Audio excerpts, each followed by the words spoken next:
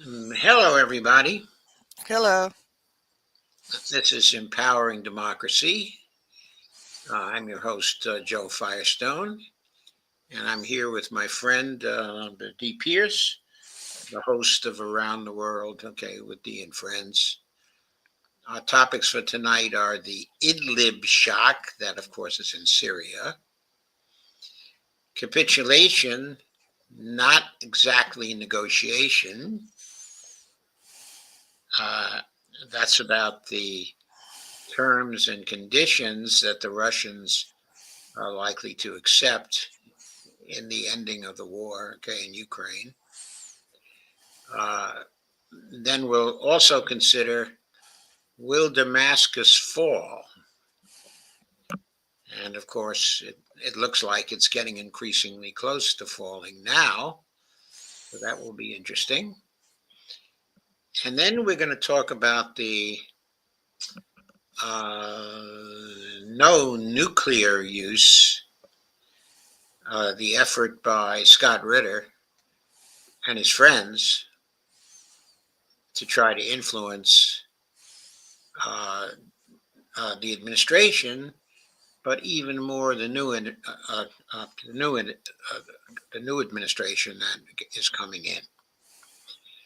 So we'll get started right now with the Idlib shock, with a piece done a couple of days ago by the very insightful commentator Alistair Crook, and he had a wonderful piece on this, which I am now sharing. Oh, also, before I actually get into that, I do want to share out this stream on Facebook to try to help with attendance. Dee is also doing everything she can Yes, I'm sharing, getting the uh, word out. to help with attendance at this point. So,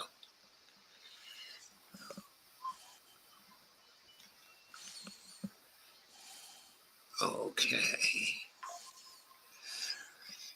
So, getting back to the UN's review piece from Alistair Crook, the title of it is Erdogan's Idlib Shock Shadows, quote, Kursk, unquote. Or Kursk, I'm never sure the pronunciation of that. But this looks like a real mess there. Uh, and the caption is, to seek a deal on Ukraine is to treat the symptom and to ignore a cure. Quote, doomsters is an occasional Russian expression used to categorize commentators that only see the, quote, dark side to events. And then he adds a vice quite prevalent during the Soviet era. But Marat Karulin, a highly respected Russian military analyst, says, quote, today a network of mercenary war bloggers has begun another round of moaning, this time about Syria, where apparently everything is lost for Russia, unquote. Quote, many see the events in Syria, and some add Georgia to the mix as attempts to open additional fronts against our country. Perhaps that's true, but in that case, it's more appropriate to draw direct parallels with the reckless attack on Kursk, which left the Ukrainian armed forces in an almost hopeless position, unquote. But Karulin views the activation of this jihadist insurgency in Syria as a similarly, quote, desperate, unquote, act. The background is that the Syria Russia Iran coalition had, through the Astana negotiations, quote, cornered the remaining Syria terrorists into a 6,000 square kilometer enclave. Without delving into details, it was a process reminiscent of the Ukrainian Minsk agreements. Both sides were utterly exhausted and thus agreed to a ceasefire. Importantly, all sides understood this was only a temporary truce. The contradictions were so profound that no one expected the conflict to end, unquote. The city of Aleppo felt quickly these past days as, quote, one division of the Syrian National Army outright defected to the Islamists, read Americans, unquote. Okay.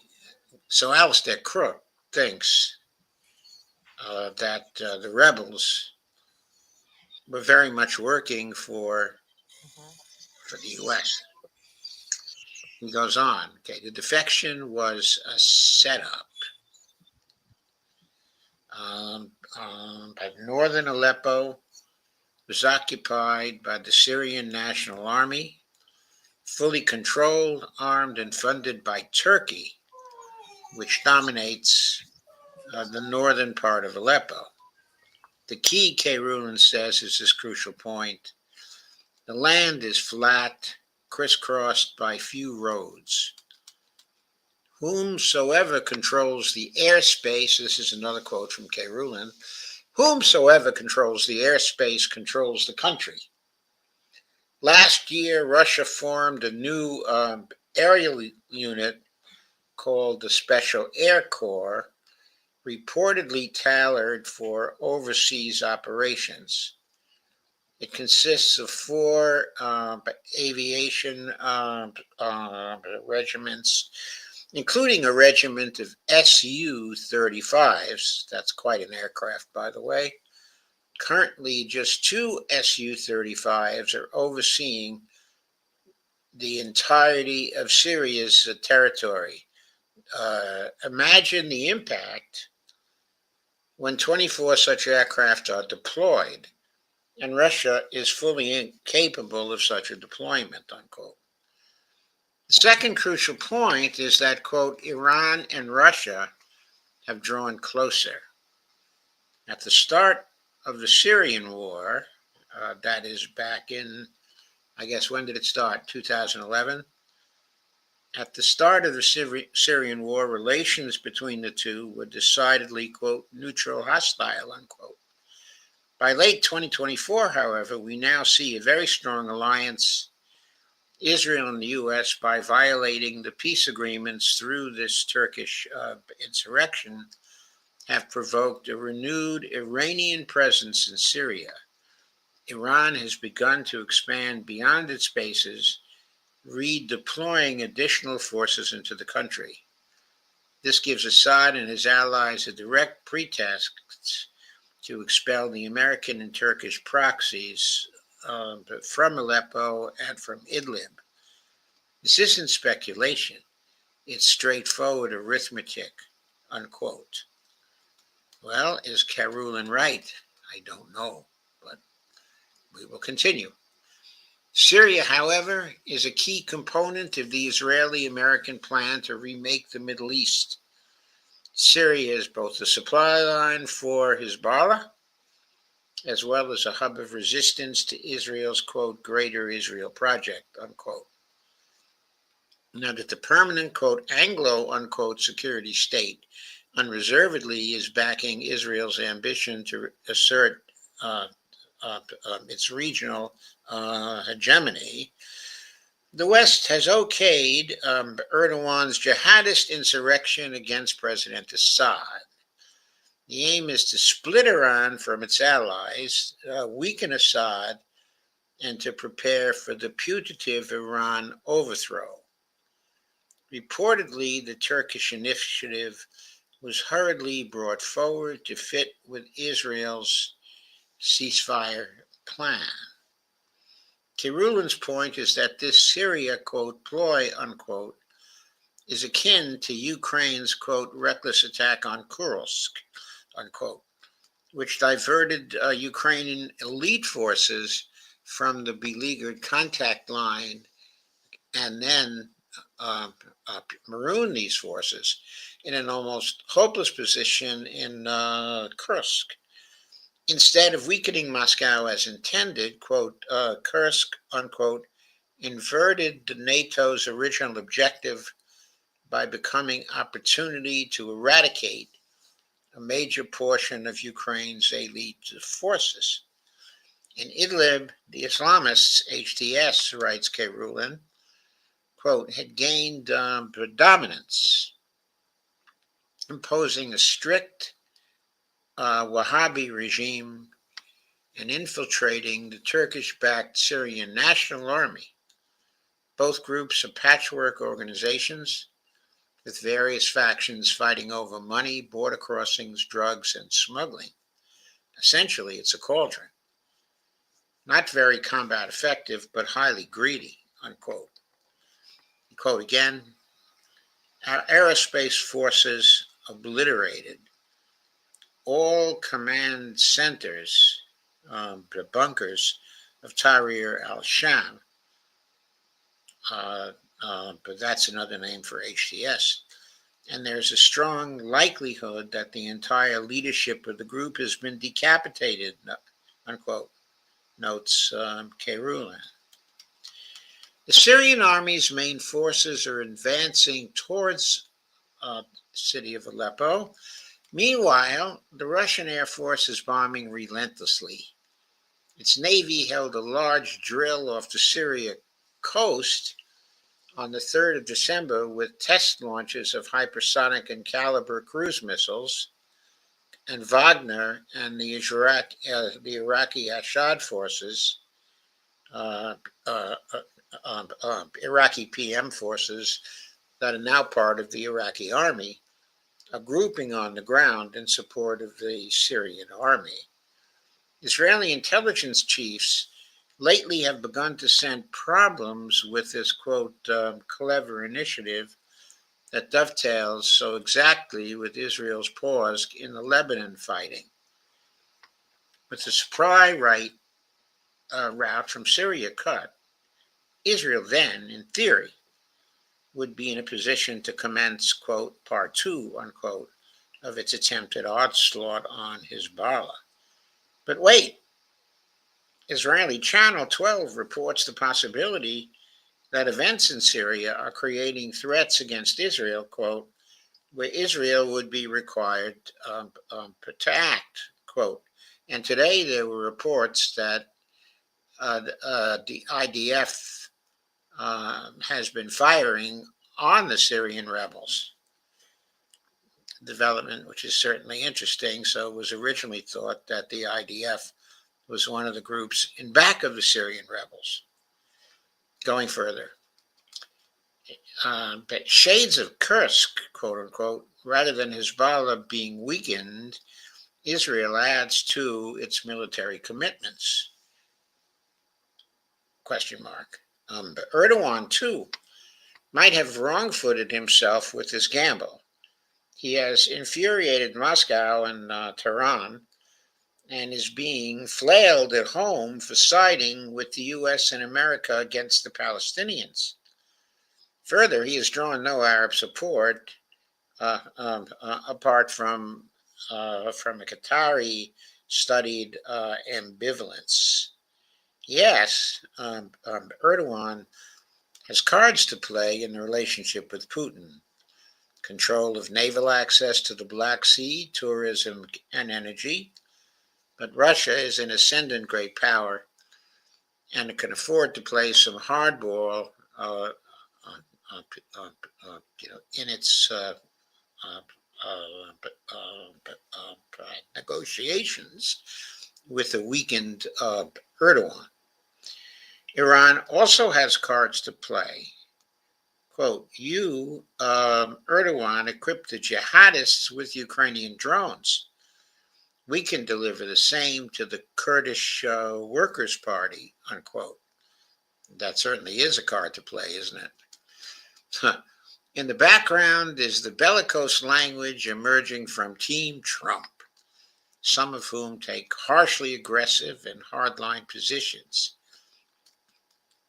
These Israel firster and hawkish appointees by Trump likely emit their bluster as much to project an image of Trumpist strength to the American public as to project a substantive project.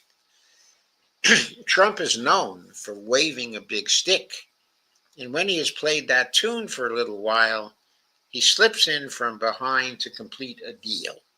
I think that's a very interesting observation. So we have had from Trump, quote, if the hostages are not released prior to January 20th, 2025, the date that I proudly assume office as President of the United States, there will be all hell to pay in the Middle East, unquote. I know the stuff he says. It's crazy. Yeah, I think Gaza's is going through hell enough right now. yes, I think it is too. In the quote, uh, Middle East, unquote, to whom exactly is this addressed? And what does it suggest? No mention of the thousands of Palestinians, detainees, and prisoners held by Israel. Sounds more like Trump has sipped at the Israeli Kool-Aid, quote, all problems derive from Iran, unquote. Israel is the innocent, adrift in a sea of regional malignity. That's an interesting expression. Trump's disciples believe Trump will impose his will to achieve, quote, quiet, unquote, in the Middle East and impose on Putin an end to the Ukraine war. They're convinced Trump can, quote, cut a deal, unquote, in the form of an offer to Putin that he cannot refuse. Of course, all these people see Trump as the mafia don, and so nobody can afford to refuse any offer that he makes. I think the world is not that way anymore. For, quote, the current, quote again, owners of the world, unquote, are never going to let China or Russia just waltz in, form BRICS, and assume the position of the world hegemon, unquote. It is a return to the old formula of the big Brzezinski. Promise Putin normalization with US and Europe and full sanctions relief, and pull Russia back into the Western sphere, severed from a besieged China and Iran, with BRICS scattered to the wind under threat of sanctions. It fails, however, to take account of how much the world has transitioned in the intervening years since, quote, Trump won, unquote. Bluster simply doesn't carry the effect it used to. America isn't what it was, nor is it obeyed as it once was. Does Trump understand its accelerating global metamorphosis? As Will Shriver puts it, that, quote, the only deal to be made with Russia is that of agreeing to the terms Russia dictates, unquote. Quote, that's what happens in the real world when you win a big war. And make no mistake, in this war, the Ukrainians have been slaughtered. The U.S. slash NATO has been humiliated. And the Russians are emerging from it indisputably triumphant and more powerful on the world stage than they have been since the peak of Soviet strength decades ago, unquote. In other words, quote, big stick, quick deal, unquote, may not answer to the new world of today. Putin, in response to a questionnaire at the conference, the Astana conference, on the 29th of November, repeated an earlier warning, quote, let me underscore the key point. The essence of our proposal on Ukraine, given at the Russian Foreign Ministry, is not a temporary truce or ceasefire, as the West might prefer. to allow the Kiev regime to recover, rearm, and prepare for a new offensive. I repeat, we are not discussing freezing the conflict, but its definitive resolution, unquote. What Putin is saying very politely to the West is that you still, quote, don't get it, unquote. To seek a deal on Ukraine is to treat the symptom and to ignore a cure. The West has its policy back to front, in other words. Putin is clear. A definitive solution would be to delineate the frontier between Atlanticist security interests, quote unquote, and the security interests of the, quote, world island, unquote, in Mackinder's terminology, i.e., to settle the security architecture between the, quote, heartland and the rimland, unquote. Once that is done, Ukraine falls naturally into its place. It's at the end of the agenda, not the first. Which is to say, by the way, that it's at the end of the Russian agenda. It's not the first thing on the Russian agenda. One highly regarded foreign policy sage, Professor Sergei Karaganov, explains, the original only is in Russian, quote, our Russian goal is to facilitate the U.S.'s incipient retreat as peaceably as possible from the position of global hegemon, which it can no longer afford, to the position of a normal great power. Okay, I find that very interesting, of course, because according to this, as far as Russia is concerned, the U.S. will still be a great power. It's not the intention of Russia to stop us from being a great power any longer. It's only to stop us from being the hegemon of the whole world. What's going on with the quote? And to expel Europe from being any international actor, let it stew in its own juices. The conclusion is obvious. We must end the current phase of direct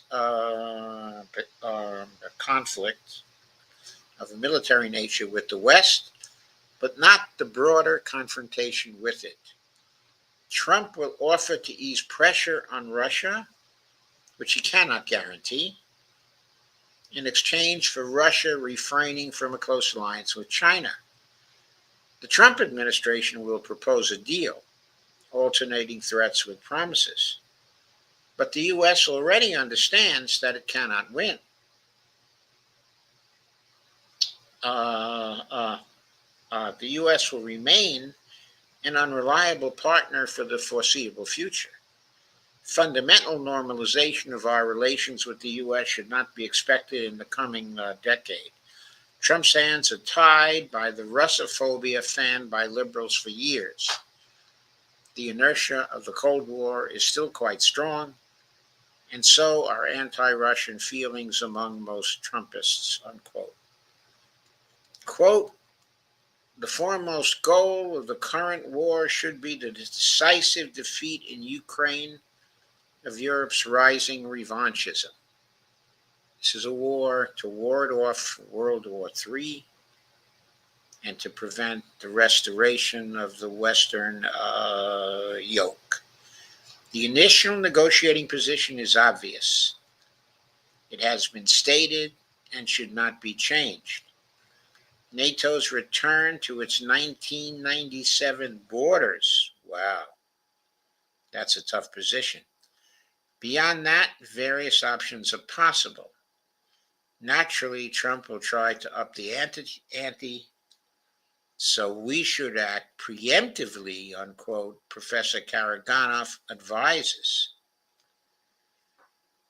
Now, in previous times, I would have thought that that means that Russia would strike with a preemptive war. But we all know that there are no winners to nuclear wars. So nuclear wars should never be fought, as Scott Ritter is very fond, of saying. But now we don't have to conclude that he's advising, a nuclear war, because Russia now has the Oreshnik missile, and it can do devastating damage when it comes to the West by using its stock, of Oreshniks without having to move to a nuclear war. This option then is very important, even though Professor Karaganov does not actually mention it. Going on with the article, recall too that Trump is, at heart, a sworn disciple of the cult of American primacy. That is to say, American greatness. Quote, he will act accordingly. The Russians will dictate the terms of surrender in this war because their strength affords them that privilege. And there's nothing the U.S. and its impotent European vassals can do to alter that reality. That said, a decisive strategic defeat, is going to be a very bitter pill to swallow for this second Trump administration. Hopefully, they won't opt to set the world on fire in a fit of humiliated madness, unquote. I think we all have to hope that. We all have to hope. Definitely. Okay, I'm going to move now to see if we have any comments. Looks like we have some. We also have an unprecedented attendance level of 292 folks, but there's only one like in my indicator of likes. So please like, share, and subscribe. It helps with the algorithm. I shouldn't say 292 is unprecedented, but I haven't seen totals like that for a few years now, not since I was live streaming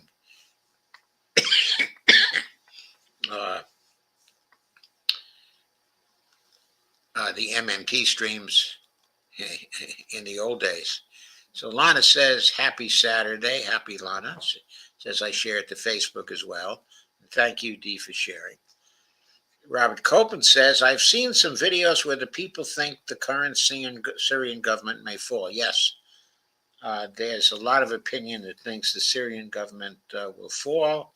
And one of our articles tonight is about that question. And Lisa's here. Hi, Lisa. Lisa says, hi, folks. Got here a little late, catching up from the beginning. Robert says, the writer of this article is only telling one side of the story when it comes to Russia versus Ukraine war. Well, we all know what the other side of the story is, Robert, because it's in our mainstream. We always get the other side of the story from the mainstream press here in the United States. And guess what? By now, you should understand that the other side of the story is always wrong. Cowboy Kitty is here, and Earl of Lurie waves to Cowboy Kitty. Thank you both for being here. Yeah, it's good to see everybody. To see everybody. So, have you any comments on that first article you'd like to offer? Not really. It's just, like I said, we're all waiting to see with Trump. Yeah, we're all waiting to see what Trump will do. And meanwhile, what Scott Ritter and his gang is trying to do is to influence Trump. That's good. They need to. Yes, that's what they're mainly trying to do with their various events, including the one today, which we will end the program with.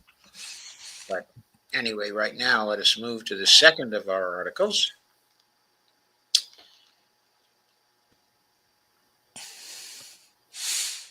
which is by, it's another piece from the Un's Review Okay. by John Helmer, Okay.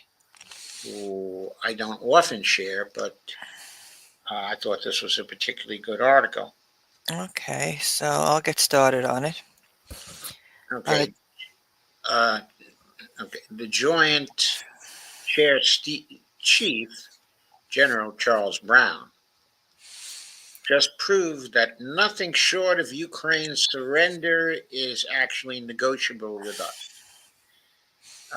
That's capitulation, not actually negotiation. okay. That's the headline of Helmer's piece, which I thought was a pretty good piece, though doesn't seem to have gotten too many comments at the Un's Review. But here's Teddy Roosevelt in 1901 swinging a big stick, and here is Brown in 2024 uh, swinging a broken balloon. I think that's what that is. Okay. Cartoon. Would you like to go ahead further with this one, D? Yes. Okay, then I am sharing it. Okay. Here I'll get started. The Okay. head, the head of the U.S. Joint Chiefs of Staff, JCS, General Charles Brown, lead image right, has just revealed by press leak that he and the chief of the Russian General Staff, General Valery Gershamov, had talked by telephone last week on November 27th and agreed not to disclose the contents of their call. If that was the point of agreement the two generals reached, Gerasimov has honored it. Brown has just now decided to break his word. I'm afraid that's becoming a typical American move. It is, Please quote, continue. at the request of General Gerasimov, General Brown agreed to not proactively announce the call. The New York Times has reported Brown's spokesman saying, quote, after he was approached by a reporter about the call, the newspaper omitted to say that Brown had leaked information about the call in advance in order to prepare reporters to publish the exchange. As an exchange of positions between the two generals, the Russian assessment is that, once again, the American side proves that nothing it says in private, agrees to in public, or signs on paper can be trusted. Sources say in Moscow that Gerasimov and the general staff will dictate the terms for the end of the Ukraine war proactively, in quotes. That is, when the battlefield is ready and there is nothing left for Brown to fight or leak. Officially, the Joint Chiefs of Staff have not announced their, quote, readout of the telephone conversation of November 27th. The last of Brown's calls was identified by the JCS 3 days earlier. The Russian Defense Ministry has made no disclosure. Boris Yovshin, who reports through the Colonel Kasad military blog, has not mentioned the telephone exchange. Neither has Yevgeny uh, Kutkov, whose Madreya Plitza blog and essays in Vzglad report grew level intelligence. The Foreign Ministry briefer was not asked about the call at her press briefing in Moscow on December 4th, and she appeared to be unaware of it. The only publication in Russian to report the call was Meduza, an anti-Kremlin website in Latvia. You mean um, uh, Latvia, in Latvia? yeah, Okay, it's one of the Baltic countries. So yeah, even though the report uh, uh, uh, was in Russian, it did not come from Russia, right. which is really very interesting. In the New York Times version of Brown's leak, it is claimed that Gerasimov said, quote, the Oreshnik ballistic missile launch had been planned long before the Biden administration agreed to allow Ukraine to use American ATACMS to strike deeper into Russia. This is spin, Moscow sources claim, to reinforce the Biden administration's line that development of the Rishnik dates back to violations of the Intermediate Range Nuclear Forces, the INF Treaty, which the Trump administration claimed as its justification for withdrawing from the treaty in 2019. Oh, that's so interesting hmm and so funny. The Moscow sources also believe the general staff was certain from its intelligence of Ukrainian battlefield preparations that the U.S. had been planning to use ATACMS against Russian territorial targets long before the Biden administration announced its go-ahead. On November 27, Gerasimov told Brown that because the JSC had ignored the Brezhnev strike on the Yuzhma plant on November 21st and used ATACMS on November 23rd and November 25th, there would be fresh Russian retaliation. The following on the day after Gerasimov Brown telephone call, Mossad Russian missile and drone strikes across the Ukraine on November 28th also targeted and killed U.S. personnel operating ATACMS launchers in the Sumy region. Since then, no new ATACMS launch across the border had been reported by the Defense Ministry in Moscow or by Russian military bloggers. Oh, so it looks like the Russian retaliation on the 28th uh, has perhaps been persuasive. hmm I hope so. I hope there are no more attackums. I know, right? Quote, Brown spilled the beans as part of the war fighting exercise to show light between Gerasimov and Putin. A NATO military veteran comments, it was underhanded but typical. A source close to Moscow speculates that Putin and Gerasimov had agreed they would try to sound out Brown, just as they have been sounding out President-elect Trump. On December 4th, it was reported by CNN that Gerasimov had, quote, cautioned the top U.S. general about a large-scale Russian military exercise in the eastern Mediterranean Sea, Hmm. according to a U.S. official. CNN added that, quote, Gerasimov did not explicitly mention the launch of hypersonic missiles in the call, according to the U.S. official. Oh, wow. So that's launch of hypersonic missiles uh, within a military exercise in the eastern part of the Mediterranean. hmm The eastern part of the Mediterranean is, of course, okay, where Israel is and where Lebanon. Okay, please go on. On December 5, ABC News, referring to an unnamed U.S. official as its source, reported that Gerasimov had warned that Russia was going to carry out test launches of hypersonic missiles in the eastern Mediterranean Sea, and the U.S. Navy ships should steer clear of the target area for safety reasons. Hmm.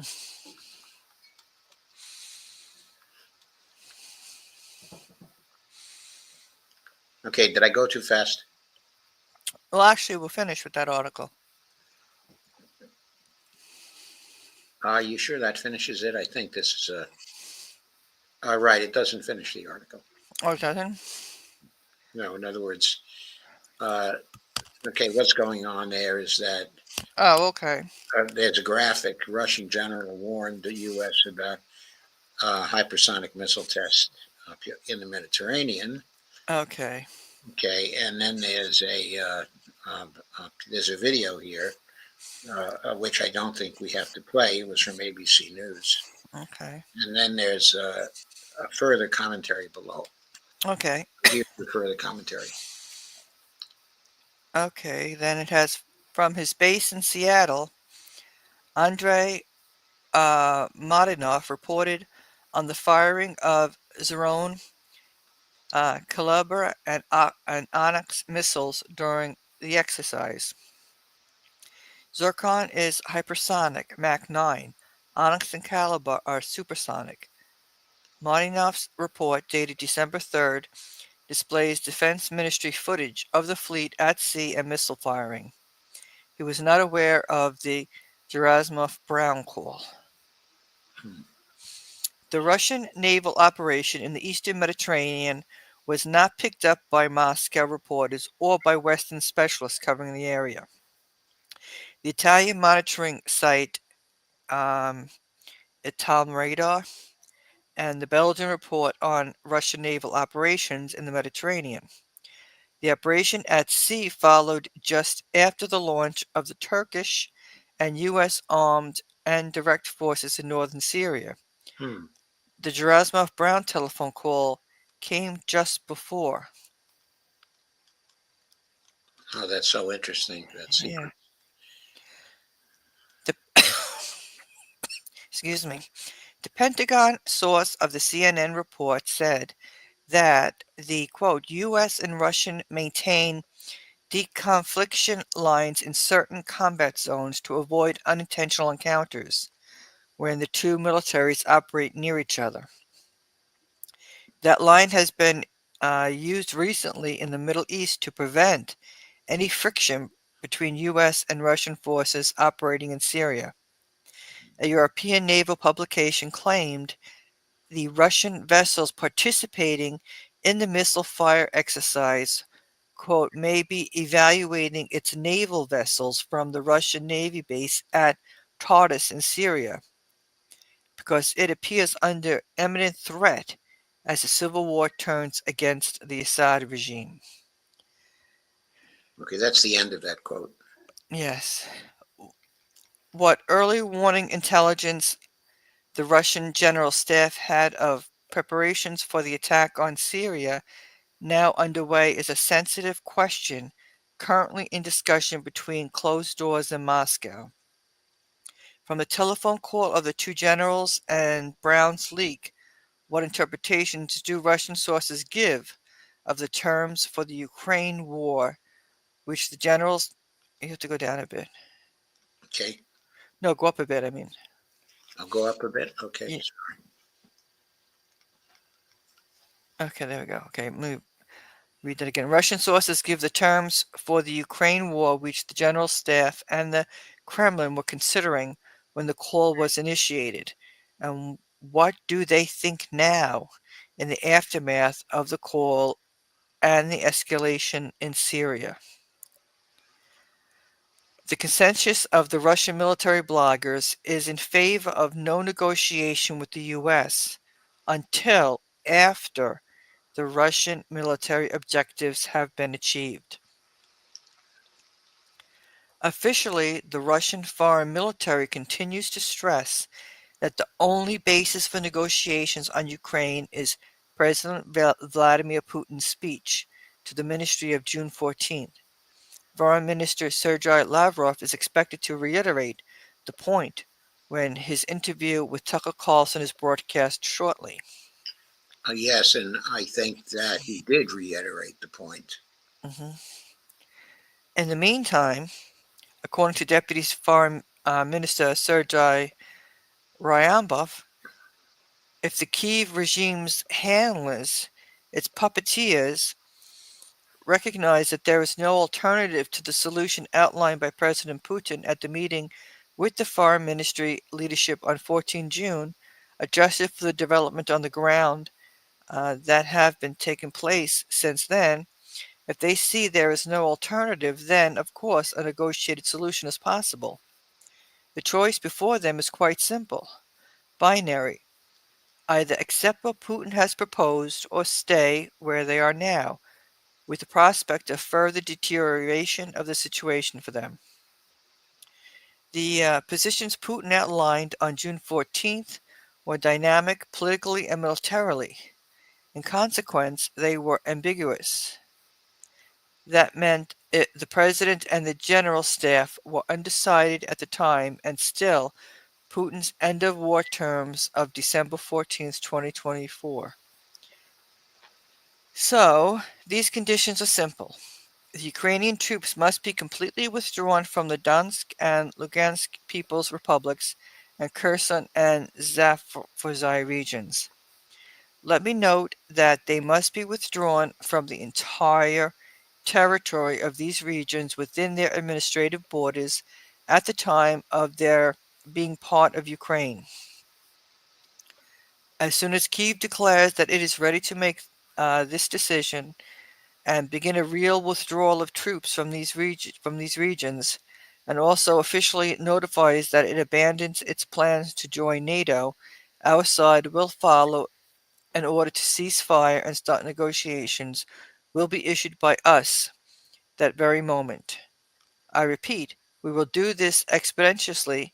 Of course, we also guarantee an unhindered and safe withdrawal of Ukrainian units and formations.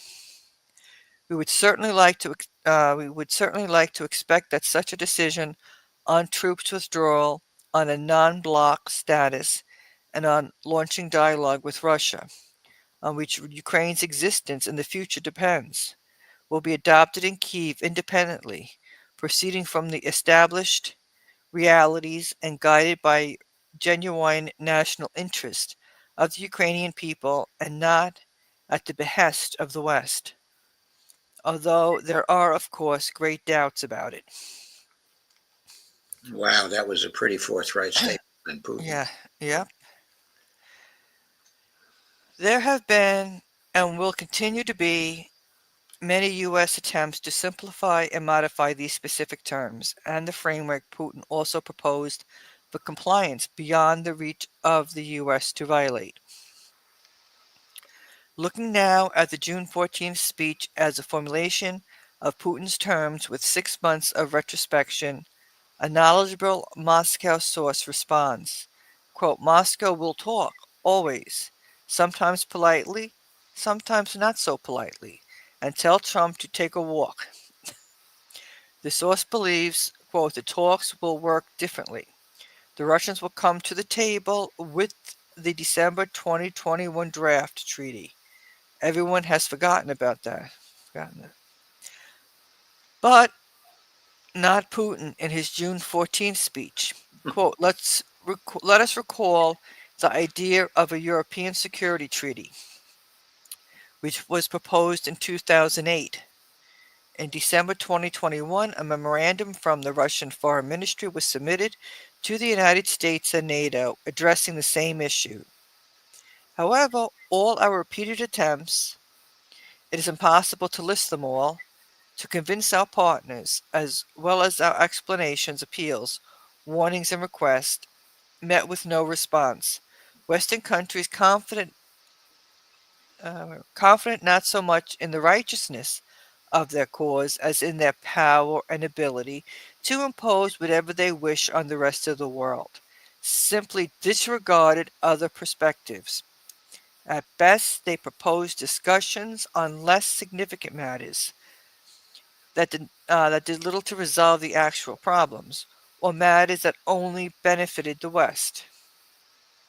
What the source means also what Putin meant on June 14th, what Ryabov has announced again, and what Gerasimov intended to test when he telephoned Brown, remains the fundamental Russian position. The Americans, they believe, represent nothing but deceit. The U.S. cannot be trusted to negotiate in good faith or honor in its undertakings. Accordingly, on the battlefield, its resources, arms, and proxies must be defeated, the sources emphasizes. Only then can there be a negotiation on end of war terms for the Ukrainian territory remaining after military capitulations. For there to be any hope of any agreement which the Americans will not aim to subvert, the U.S. must be subordinated to an international framework of Europe-wide security. This is what the draft treaties spell out in the comprehensive detail. Read the draft treaties for the U.S. and for NATO. December 17th, 2021 here, along with a line-by-line analysis. Okay, so just to say, there's a link on December 17th, 2021. So one can click on that and can go to the line-by-line analysis. But also, okay, it is terribly significant, this description of the way the Russians are seeing things is terribly, terribly significant, okay, because it means that until there's an international framework, okay, of Europe-wide security, there will be no peace agreement with the United States. Okay, the Russians will be dictating the terms for stopping the conflict to the Ukrainians, and those terms either may or may not be the continued survival, uh, you know, um, um, of Ukraine. Uh, I think one can expect, okay, that if Ukraine gives up more quickly, then the chances for Ukrainian survival are better. Okay, but if they continue uh, to not agree to capitulate, uh, then the chances are better and better that what Putin is simply going to do, okay, is to march to the Polish border uh, and to end the state of Ukraine permanently. That's my view in any case. Please go on, Dee. Okay. On end of war terms in the Ukraine, the Moscow source says, quote, there is a sequence which the Westerners haven't mentioned yet. It will start with Vladimir Zelensky's resignation and an election for a government in Kiev. Russians will give a sigh of relief if Trump ensures a new election. This process could last 6 months. Everything else follows from there. For Russia's economic security, there must be the restoration of Nord Stream and the lifting of sanctions on SWIFT and on restoring Russian airline connectivity. There's no point if we achieve the goals of the SVO, the Special Military Operation, militarily and do not require the dismantlement of sanctions. We aren't winning this war against the Americans on the Ukraine front in order to let them defeat us on the other fronts they have chosen to fight us. And that statement, I think, is very, very important because the sequence that's mentioned by Moscow is very specific. It's very specific in terms of what they're going to require. Okay, and means uh, it, okay, it's not simply stopping the Ukraine war that's going to be involved. Okay, there's going to be no freezing of the war. Uh, it's going to have to address all the dimensions of the conflict. And the way the Russians are looking at this, this war is a war between the Americans on the one hand and the Russians, on the other. And the Ukrainian proxy, uh, and what happens to it is only incidental from the standpoint of the Russians. What they're looking for is a comprehensive peace agreement and a new security framework, okay, for Europe. And that's what they're interested in trying to negotiate. I think uh, significance of this article is to point that out in some detail. It's important that everybody understand what Russia is going to require. So let us check on our commentary now. Robert Copeland said, I was not even listening to mainstream videos when I made my comment. Then what were you listening to? If you were not listening to mainstream videos or reading comments from the mainstream, then what were your sources for the other side of the story? I am curious.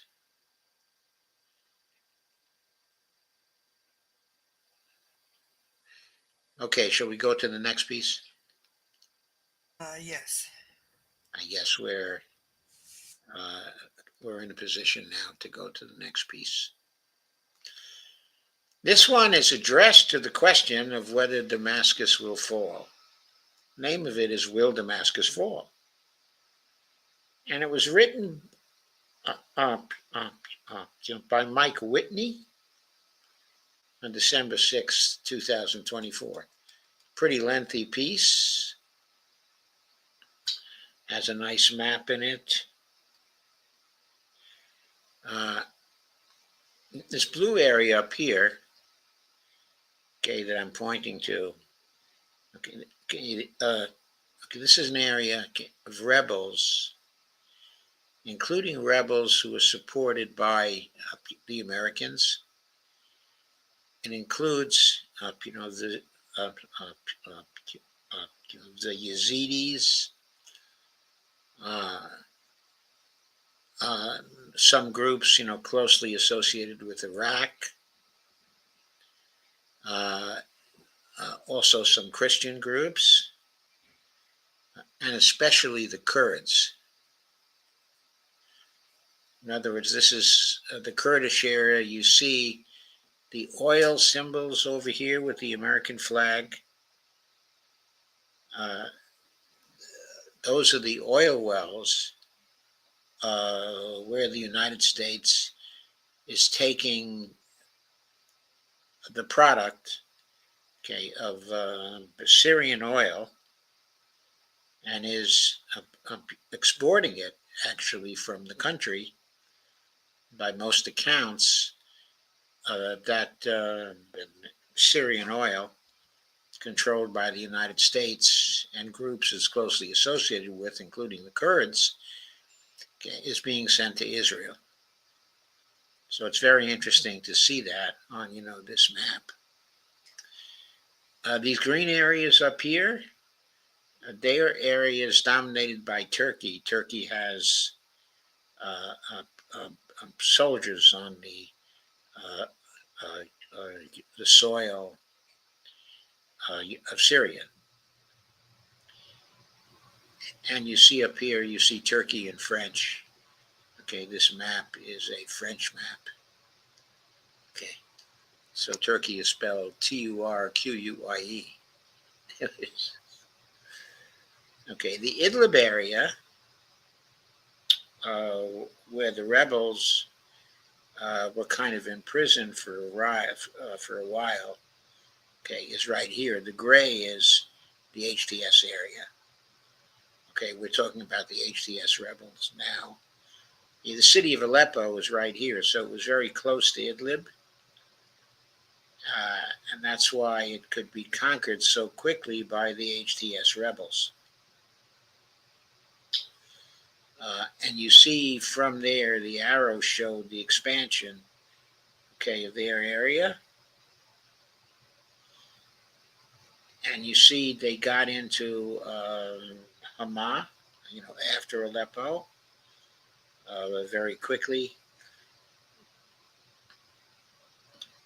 And they've been fighting for Homs. I don't know if they've taken Homs yet. There's a good chance they have, because they've been closing in on Damascus, which is right down here. Okay, there are loyalist forces here also. That is people supporting the government, okay, in Syria. Okay, there are bases, Syrian bases. You see the Syrian flag there. There's a Syrian base here, a Syrian base there. Let's see if I can find out what this other flag is. Oh, these, okay, are Russian bases, the tricolor flag here. Okay, this is the Tartus base, okay, which is close to where the Russians were, doing their exercises, in the Mediterranean Sea. Now you can see this area down here. The Americans are ensconced there. There's an American base. Okay, it's known as the Al Tanif area. Okay, okay, it's an area of rebels also. Okay, the Damascus airport is here. Okay, supposedly the HTS people have gotten to the suburbs of Damascus now and are threatening the city very seriously. I'm unaware of whether they're now beginning to get stiff resistance from the Syrian Arab army. There's a Russian base down here where my cursor is. Okay, these areas here, the black and white areas, these are areas where Daesh used to be strong. You can see some of these are in the American areas too. So there were rebel groups operating throughout the whole of Syria, actually, controlled by the government. It was thought to be somewhat strong, but it was a big surprise that HTS was able to move so easily to Aleppo and then to conquer the city of Hama as well. And then I think they've probably through with Homs now. I think there was some news that they've probably conquered Homs now.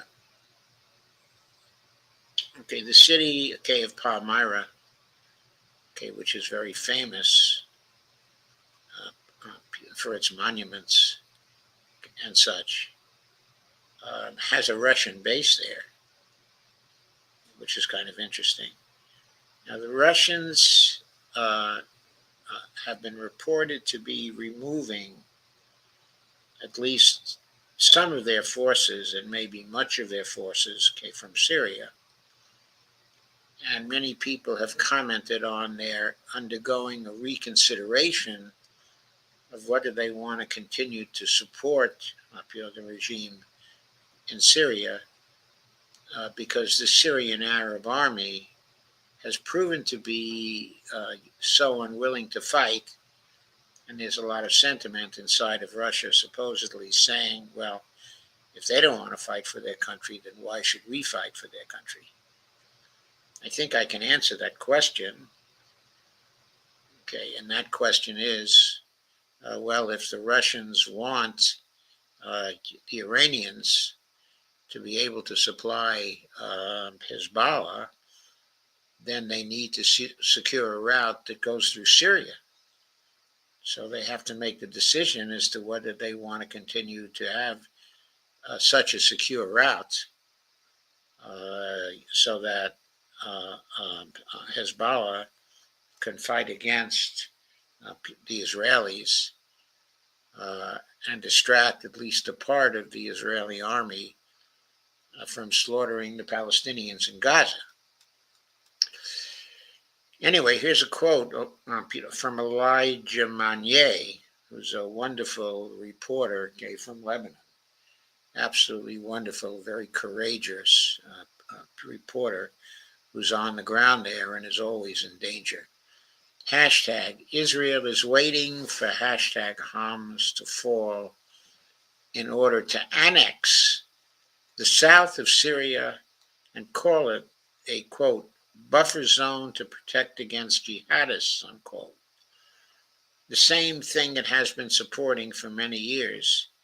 Netanyahu is not hiding his ambition that helps his image domestically by adding more stolen territories to the, quote, greater Israel.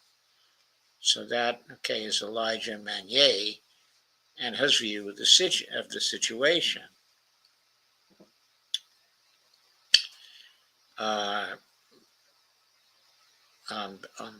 In a matter of days, a small army of battle-hardened jihadists have swarmed across Syria, shattering a fragile truce and threatening the regional balance of power. Now, I have to say here, in commenting, on this particular paragraph, it is a small army. It was reported to be only 15,000. So one wonders how only 15,000 could be so successful against the Syrian army.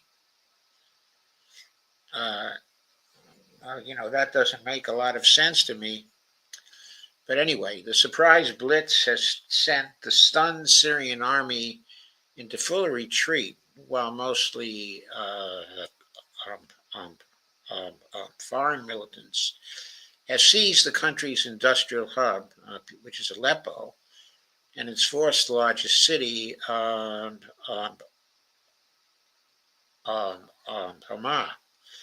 The unexpected rout has delivered a knockout blow to the government of Bashar al-Assad, who must now appeal to Russia, Iran, and Hezbollah to deploy troops and weaponry to stave off the devastating offensive and prevent the fall of Damascus. But allies must move quickly if they plan to save the regime and stop the relentless advance of the Turkish-backed invaders. Enemy forces are now gathering just 100 kilometers from the capital, suggesting their intention is to topple the present government and install a regime that is aligned with its foreign benefactors, Turkey, Israel, and the United States. On Friday, Turkish President Tayyip Erdogan tacitly congratulated the terrorist army that are on the verge of toppling Assad without explicitly admitting his role in the treachery. This is from an article, at Reuters. Quote, Erdogan said on Friday he hoped Syrian rebels will continue their advance against President Bashar al-Assad's forces in Syria. Erdogan told reporters after Friday prayers he was closely following the push, which he said was heading to the Syrian capital. Quote, the target is Damascus, unquote, he said. Quote, I would say we hope for this advance to continue without any issues. Quote, these problematic advances continuing as a whole in the region are not in a manner we desire. Our heart does not want these. Unfortunately, the region is in a bind, unquote, he said, without further elaborating.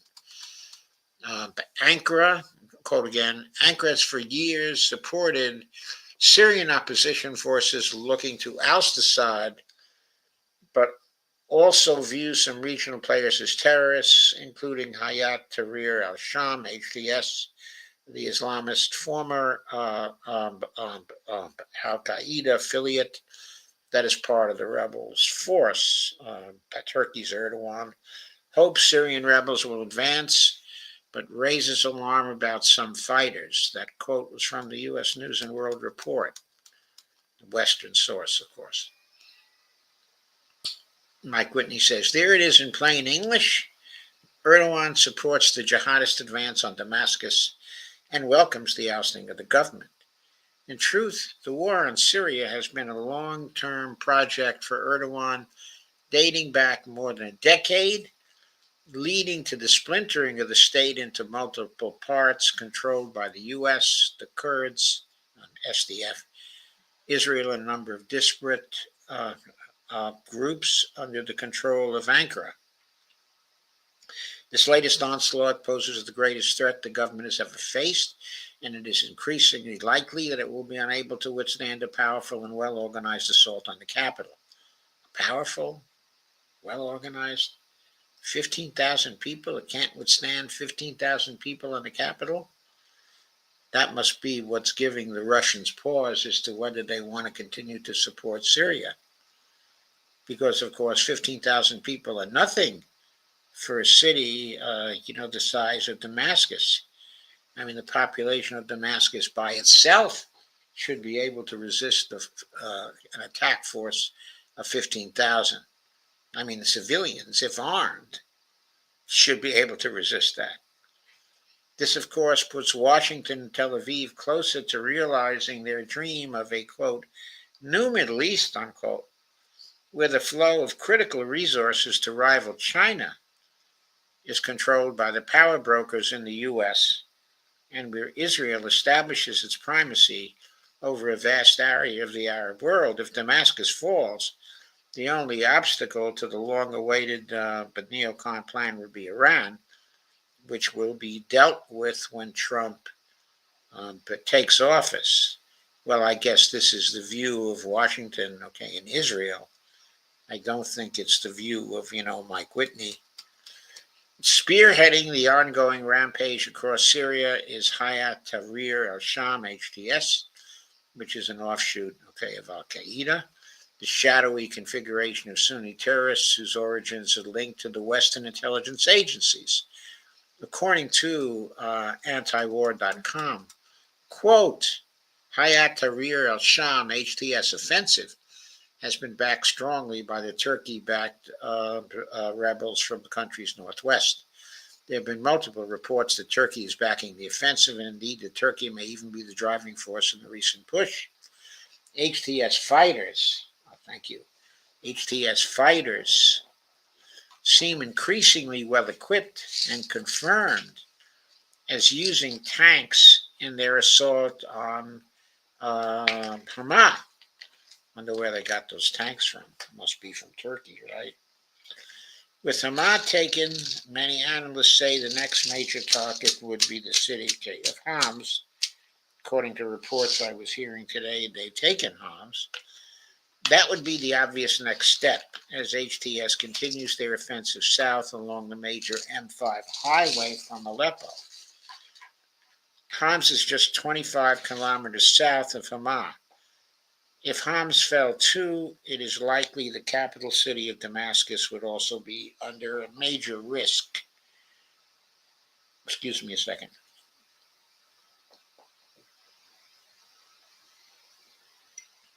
I always have roughly 2 pills to be taken at or around this time. I quote again. While HTS is labeled a terrorist organization broadly internationally, countries, including Turkey and Israel, are showing increasing comfort in openly working with them against the Syrian government. But then there was the reported attack on HTS by the Israelis earlier today. The HTS has reportedly offered to open Israeli embassies in Damascus and Beirut if and when they conquer Syria and also the neighboring country of Lebanon. Al-Qaeda-linked forces seize major Syrian city of Hamas, and that's from antiwar.com. Mike says, let me get this straight. HTS is supposedly an Islamic militia that would rather devote its energy to overthrowing a secular Arab leader that opposes U.S. and Israeli hegemony in the region than contribute to the war effort against the genocidal state of Israel and its biggest enabler, the United States. Is that what we are supposed to believe? Here's how political analyst um, um, Alon Mizrahi summed up Erdogan's pro-terror policy. Quote, what Turkey is doing when aligning itself with Israel and the U.S. and allowing itself to be perceived as the enemy of Palestine and the Syrian people, what Turkey is doing is alienating itself from its neighbors and antagonizing itself to the powers that will shape the future. By moving into Syria, quote again, by moving into Syria, Turkey enrages Iran and Iraq, two of its immediate neighbors. It opens a new Syrian front for internal oppression, a constant bloodshed, and risk of terrorist attacks. But it is also, most importantly, is working against the interests of both Russia and China, the two regional and global giants who are becoming more powerful and dominant. Will Turkey be accepted into BRICS after this? Will it be granted a favorable trade status by China? I have serious doubts about that. So what is Turkey set to gain from this? I'll quote again yet. So what is Turkey set to gain from this? Territory it doesn't need and won't be able to control? Severe reputational and diplomatic implications? Seriously? Choosing to now stand with Israel's genocide? The hate of Muslims the world over and the eternal rage of its neighbors? More tyranny at home instead of more freedom and assured economic disaster? A destabilized population exposed to terrorism, economic hardship, and loss of young men in a stupid war? With no possible upside and a guaranteed huge diplomatic, economic, and military drawbacks, Turkey's Syria move must be the dumbest ever. This is, again, the commentary of Alon Mizrahi, an Israeli commentator. He seems to be ignoring the possibility that was mentioned in Thursday's stream, that what Erdogan is after is getting the United States to back it in relation to its planned expansion, or the expansion of its influence anyway, into Central Asia. In other words, the ambition, of Erdogan is to become a new sultan, of an expanded Turkey that goes far into Central Asia, and that would be forming upon the breakup of the Russian Federation that the Americans hope to be able to get to come to pass. I myself doubt any of this. You see this cartoon,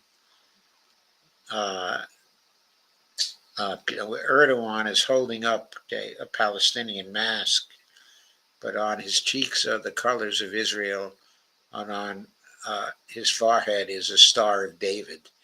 This is a great, that graphic is really a great graphic. If there is some intangible benefit to Turkey, we don't see it. What we see instead, says Mike Whitney, is a geopolitical gun to Putin's head, forcing him to get more deeply involved in the Syrian campaign to prevent a U.S.-Israeli takeover of the region, thereby laying the groundwork for more mischief in the future. One can only wonder why China, which aspires to a leadership role in the creation of a new global security architecture, quote unquote, remains on the sidelines while the Middle East is incinerated right below its nose. Why, if Xi Jinping assumes that China's explosive economic growth is enough to ensure its top spot in the world order without providing, quote, rough men with guns, unquote, to achieve that objective, he's got another thing coming. The world is not run by clever merchants selling low price widgets, but gruff men with big fists who don't mind using them. This is from an article at RT. Quote, Beijing is willing to aid Damascus to prevent the situation from deteriorating further, Foreign Ministry spokesman Lin Jian has said. Quote, China is deeply concerned over the situation in northwestern Syria and supports its effort to uphold national security and stability, unquote. Lin told a press briefing on Monday, quote, as Syria's friend, China is willing to make an active effort to avoid further deterioration of the situation in Syria, unquote. The official said, China's ties with Syria have been growing closer in recent years. Last September, Chinese President Xi Jinping and his Syrian counterpart, Bashar Assad, inked a, quote, strategic partnership, unquote, deal, pledging to work together in order to, quote, jointly safeguard international fairness and justice, unquote. In the face of the, quote, unstable and uncertain international situation. And this is from China vows support for Syria, which is a piece, okay, from RT. Okay, back to Mike Whitney. Okay, so China has agreed to help Syria. What are they waiting for? The wolves are at the door. There's no time to waste. This is from a post at the Iran Observer. Timeline before the attack, on um, um, um, Aleppo. November 18th, Israel's Shin Bet chief met with Turkey's intelligence agencies. November 25th, NATO chief met with Erdogan. November 26th, Al Qaeda and ISIS launched an attack against the Syrian state. This is from Twitter, okay, at Iran Observer O. What does it mean? It means that Erdogan hammered out details of the attack plan on Syria with officials from Israel and NATO. It means that Erdogan got the, quote, green light from foreign opponents, okay, of Assad. It means that Erdogan is a double-dealing, backstabbing serpent who cannot be trusted, who disparages Israel in public while doing their bidding behind closed doors. That's what it means. And here's a painting of Netanyahu and Erdogan shaking hands, uh, shaping hands that are bloody and dripping with blood. And there's something at the bottom of the painting, and there's kind of a river of blood flowing from it. And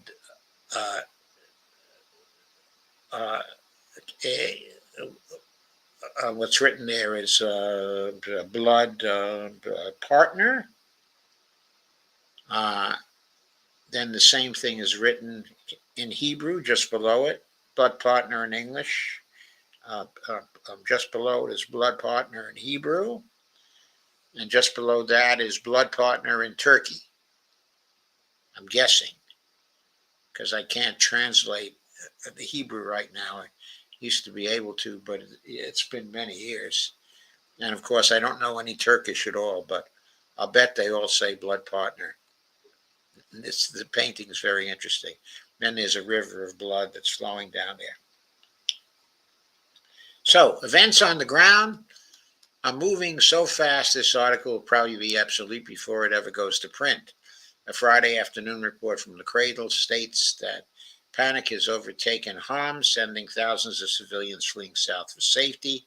Check it out. Quote, tens of thousands of people are fleeing in fear from Homs. Sorry, that shifted. I have to shift it back if I can. There it is. Tens of thousands of people are fleeing in fear from Homs, Syria's third largest city. As foreign-backed armed extremists continue to advance from the town of Hama. Excuse me. The Joint Operations Center for Hayat Tahrir al-Sham, HTS, a UN-designated terrorist organization and offshoot of Al-Qaeda, Al-Qaeda, which has long enjoyed U.S., Qatari, Turkish, and Israeli support, announced its militants have taken two towns, Rastan and Talbisa, along the strategic M5 highway, and now are within 5 kilometers of Homs. I'm pretty sure that by now they've taken over Homs. The UK-based Syrian Observatory for Human Rights also reported that militants from HES have taken the two towns and are threatening Homs. The SOHR said Russian warplanes had bombed a bridge in Rastan to block the extremists' advance. Turkish President Recep Tayyip Erdogan acknowledged his support for the SNA, that is the Syrian National Army, not the Syrian Arab Army. The Syrian Arab Army is in support of the regime. The Syrian National Army is not, and HTS is not. Its support for the SNA and HTS on Friday, stating that the extremist invasion was in response to Syrian President Bashar al-Assad's refusal to agree to Turkish demands in the Astana negotiations. But everybody thought there was an Astana deal, especially Russia and Iran. HTS leader Abu Muhammad al-Jolani, who was formerly an Islamic State of Iraq emir, continues to receive positive coverage in the Western and Gulf press, despite the atrocities his previous organization committed in Iraq and Syria, in particular against Christians, Yazidis, and Shia Muslims, but also against fellow Sunni Muslims, such as the Kurds, for example. Aaron Y. Zelen, and this continues the quote, a terrorism researcher working for an Israeli-funded think tank, published an article in the UK Telegraph on the 3rd of December describing Jolani's HTS as, quote, diversity-friendly jihadists, unquote, who want to secure the rights of Syria's minorities. Oh, that's a favorable view of these murderers, isn't it? On Friday, Jolani granted CNN an, quote, exclusive interview, unquote, at an undisclosed location in Syria. The extremist leader said that his goal is to topple President Assad and the Syrian government, which has been a long time U.S. and Israeli goal. Jolani claimed his plan was to create a government based on institutions and a, quote, council chosen by the people, unquote. That's a quote from the Cradle. By the way, folks, he's going to attempt to create this government with a force of 15,000 jihadis. Somehow, I think what he's going to create is chaos in Syria, because you can't do it with a force of 15,000 jihadis. Anyway, here's a piece from the Wall Street Journal in a graphic. Israel gives secret aid to Syrian rebels. Fighters near the Golan Heights in Syria receive cash and humanitarian help. This piece was by Rory Jones in Tel Aviv. Also Noam Raidan in Beirut and Suha Maya in Amman, Jordan. That's from June 18th, 2017. So that's a very old article. These are the people the United States is supporting in the war against Assad. Jolani and his barbarian head choppers, Bibi and Erdogan, are both on board with the program. In fact, each believes that their ultimate objective of toppling Assad and moving on to Iran is now within their reach. Fortunately, we think their plan could be derailed by the unexpected involvement of Iran and Russia. Unexpected involvement? I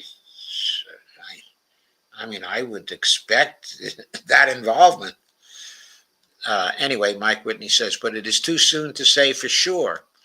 What we do know is that the jihadist blitzkrieg is gaining pace, and now just 100 kilometers from Damascus, and of course now it's much closer. It's in the suburbs of Damascus now. We know that, quote, Egypt and Jordan have called on Bashar al-Assad to leave Syria, God bless you, honey, and form a government in exile, unquote, Wall Street Journal. We know that, quote, Israel has informed Iran that it will attack any attempt to send weapons or forces to Syria. The Israeli I-24 news channel. We know that armed jihadists have taken over the southern city of Dara after they reached a deal with the army to secure its orderly withdrawal. That's from Reuters. And we know that officials from the IDF said Friday it was, quote, reinforcing aerial and ground forces in the occupied Golan Heights in response to sweeping advances by opposition forces in Syria. That was from the Times of Israel. In other words, the IDF is gathering the forces it needs to invade southern Syria if Homs falls. To invade southern Syria to get to Damascus and get rid of Assad. Quote, so we can assume that the next 24 to 48 hours will be nerve-wracking, chaotic, and violent. Either Assad will summon the resources to defend his country from the devastation his enemies have in mind, or we will see the U.S., Israel, Turkey axis succeed in their perfidious plan to topple another sovereign government in the Middle East, plunging the region deeper into anarchy, ruin, and desperation. It might be a good time to recall what Tom Paine said on a similar occasion. Quote, these are the times that try men's souls. The summer soldier and the sunshine patriot will, in this crisis, shrink from the service of their country. But he that stands by it now deserves the love and thanks of man and woman. Tyranny, like hell, is not easily conquered. Yet we have this consolation with us that the harder the conflict, the more glorious the triumph. What we obtain too cheap, we esteem too lightly. It is dearness only that gives everything its value. Heaven knows how to put a proper price upon its goods, and it would be strange indeed if so celestial an article as freedom should not be highly rated, unquote. This was from Thomas Paine, The American Crisis, 1776. And of course, this has been interpreted since by many people to suggest that what is needed by people, by a free people who are under attack, is not the summer soldier and the sunshine patriot, okay, but the winter soldier. So the question is, does Syria have any winter soldiers to call on at this point? Here's a sign. It says, we love our land, we will fight.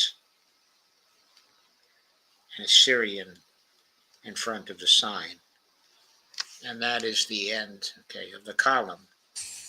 Okay, and if they will fight, I think the way things are looking, it's going to be the people of Damascus who are going to have to fight. Well, right now it's being reported that Assad has fallen, the regime has fallen. Well, it may be that the regime has fallen, but the people, okay, of Damascus certainly have the wherewithal to fight off the 15,000 soldiers, I think. Don't you? Mm-hmm. We have to see how it goes. It has here, Resistance News Network says the Syrian opposition have declared the end of the rule of Bashar al-Assad, who has reportedly left Damascus. And they have a long statement, but the way they conclude this, I'm just going to read this. It says, is, the bottom line is, they've got 15,000 soldiers. Uh, Damascus has a population of 2.7 million people almost. The difficulty is as Russians had a point, soldiers were leaving because, as they were saying, the Syrians weren't willing to fight. Then why should they fight if the Syrians aren't fighting? So we don't know the whole point of everything. There's so many different groups, so many different things coming out, but they're all reporting that here the rebels, they took over some of the media channels now, and they're going to come out with some kind of report. But obviously, it's all chaos. Yeah, yes, obviously it is all chaos, but I do want to add that there's no way 15,000 soldiers can take over a city of 2.7 million people if those people are willing to fight. Exactly. I don't care that the 15,000 people have drones, have explosives, have a few tanks, uh, have some trucks and stuff like that. 15,000 people can take over a whole city if that city, okay, is willing to fight. Mm-hmm. And I'm not saying they have to fight for Assad. Good riddance Mm-hmm. to Assad. But there are certainly people among them who are capable of leading, and they certainly should be able to fight off 15,000 fanatics Mm-hmm. who are chopping heads. Right, and we know that they also freed people from the different jails, opened the jail cells, and so we just know there's a lot of chaos going on. Yeah, there's a lot of chaos that's going on. But the possibility of resistance, okay, inside of Damascus uh, remains. Well, and there needs to be, because the point that comes out of all this, and you've brought up too, is um, is the Western influence in all of this, Yeah. and you don't want that. Yes, you don't want that. I'm sure the Syrian people don't want to be dominated by the West, and Right. don't want to be dominated by Turkey, and don't want to be dominated by Israel. Yeah, 'cause here they say too, after they spoke a bit, it says here we remain wary of the Western and foreign interference that seeks to dominate our lands and cautious regarding the promise of the opposition, which has historically been known for brutality. We hope that coming changes serve the interest of the Syrian people rather than reshaping Syria to serve Western, Turkish, and Zionist backed agendas. Yes, yes, yes. I would expect that people would feel that way. Okay, the Earl of Luria says thanks for doing independent uh, media. Lana Dell says a few tidbits about Turkey. I asked how long the U.S. has had a base there. Oh, yeah, a long time. History: the 425th Air Base Squadron was activated in Izmir as the 7266th Support Squadron in November 1955 to support Allied land forces, Southeastern Europe, and the 6th Allied Tactical Air Force. Also, Turkey is the second biggest army in NATO. Since the 1950s, its bases have helped the alliance in protecting its southern wing against perceived threats emerging from the former Soviet Union. I think that statement, okay, is dated, Lana. I'm pretty sure the Turkish army is 500,000, and I think that makes it the biggest army, okay, inside of NATO. I'm sure that article probably thinks that the United States Army is the biggest army, but if I remember my sources correctly, the size of the U.S. Army right now is roughly about 440,000 people. And that means that the Turkish army is probably bigger than the U.S. Army. Robert Copeland says, any news the Syrian government has fallen and President Assad claimed was shot down. Has just heard it, okay, on a YouTube channel. Same channel, which is the enforcer, claims Damascus has fallen. They don't know if President Assad was on the plane or. Okay. Joe's Firestone, the people didn't fight against the rebels in Aleppo, and that city is 2 million people. Yes, it does. But also, that city uh, has been close to the rebels for years and years. And my information says it was infiltrated by the people from Idlib before the attack, on Aleppo. So uh, that's why the city of Aleppo fell so easily. But I think Damascus is a different situation because I think it's populated by different kinds of ethnic groups than Aleppo is.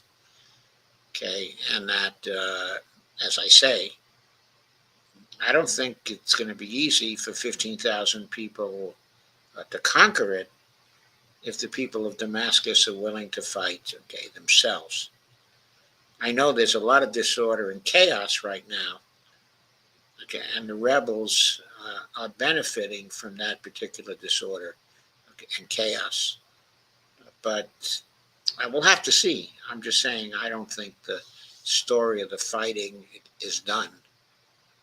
I think there still are a number of chapters to be written, whether or not President Assad has left.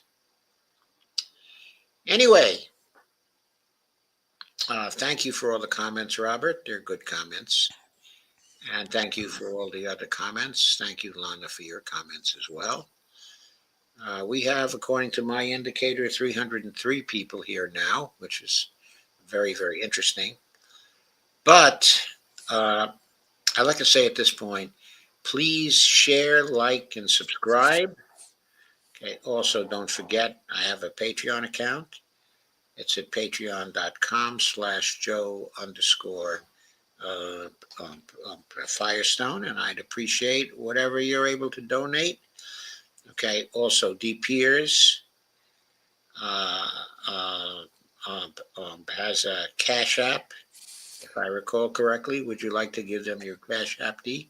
Yes, it's Dolores, Dolores, Peers, Peers.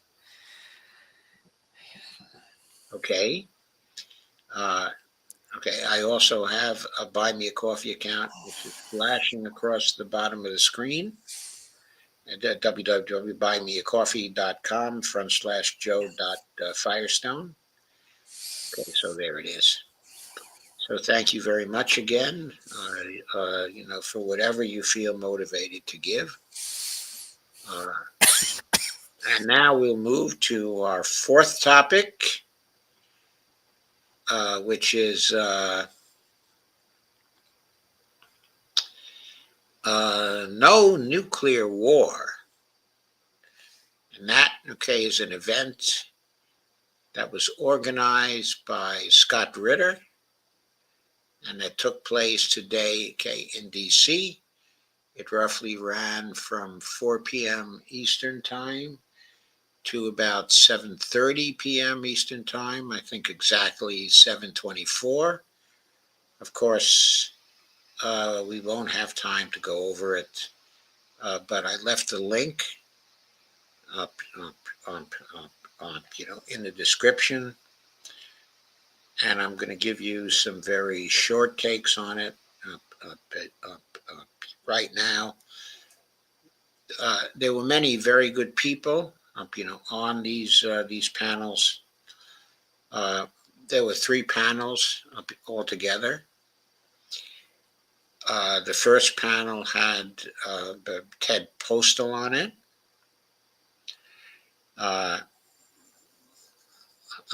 Larry Wilkerson on it, okay, as well. Ted Postal's presentation, and also Larry Wilkerson's presentation,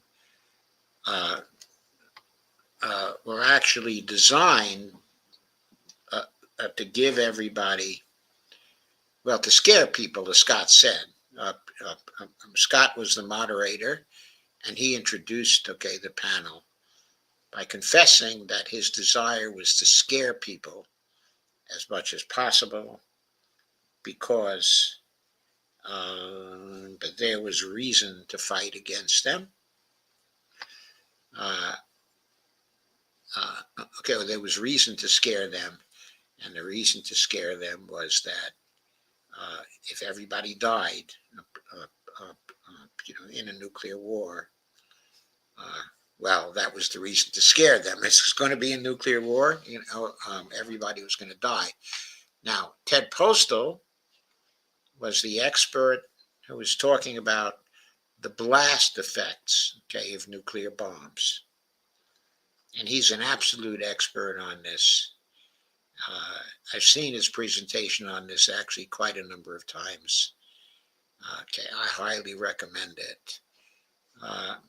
I'm not going to show any of it here, but what I'm going to do first is I'm going to share the screen for the broadcast. It was streamed in quite a number of places. I watched it on the Judging Freedom channel, so of course it started off with the music from Judging Freedom. I'm going to speed this up because it didn't start for a while.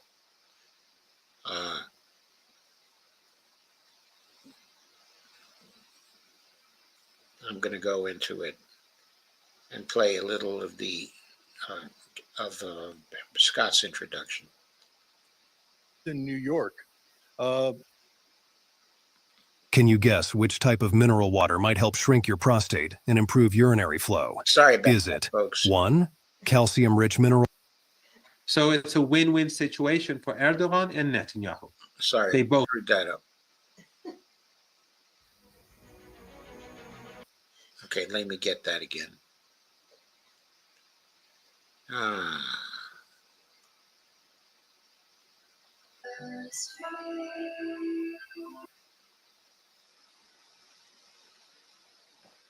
Lives of your children, saving the lives of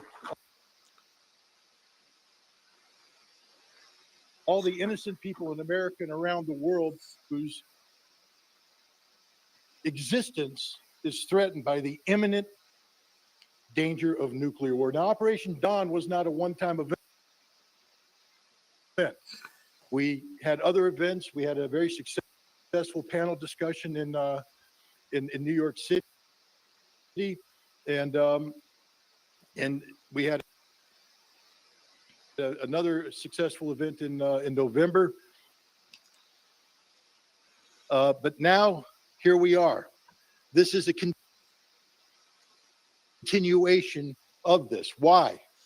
Because we are on the cusp of a nuclear war with Russia. The danger of a nuclear conflict today is greater than it has been at any time in our history. There are people who say, well, Scott, what about the Cuban Missile Crisis? The nuclear arsenals of the United States and the Soviet Union in 1962 pale in comparison to the nuclear arsenals that exist today, both in destructive power, deliverability, etc. Simply put, back then we could destroy a continent or two. Today we destroy the entire world. But the thing that's missing is that back then we were talking to our adversaries. We were having conversations. Khrushchev was speaking to Kennedy, either directly or indirectly. Ambassadors were talking to one another. Today, because of the Biden administration's orders, there is no viable dialogue with the Russian Federation, as we are lurching towards a nuclear conflict. Okay, I'm going to move this on a little bit.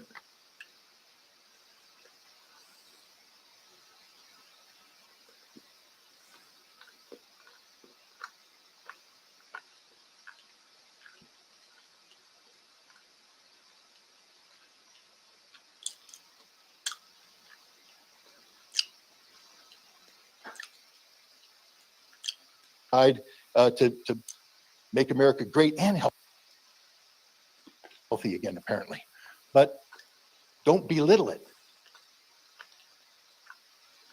Because the moment RFK Jr. joined the Trump team, Operation Dawn, that effort we kicked off back in September, we reached out and I asked them to do something to get the Trump campaign to make a statement. I made that same request to every single campaign out there. Jill Stein's campaign, Kamala Harris's campaign, and now I made it to the Trump campaign. They did it. RFK Jr. and Donald Trump Jr. wrote an op-ed piece that was published on The Hill, where it said we need to stop the escalation of the conflict in Ukraine, and we need to make sure we prevent a nuclear war. Ladies and gentlemen, this effort works. This effort works, but we can't rest on our laurels.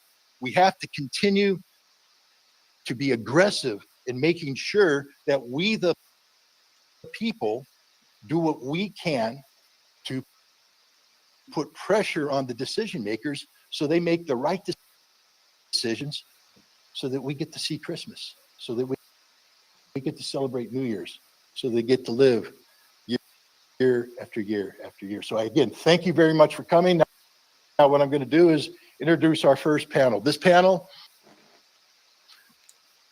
is designed to scare you, as I said. We have two distinguished fearmongers.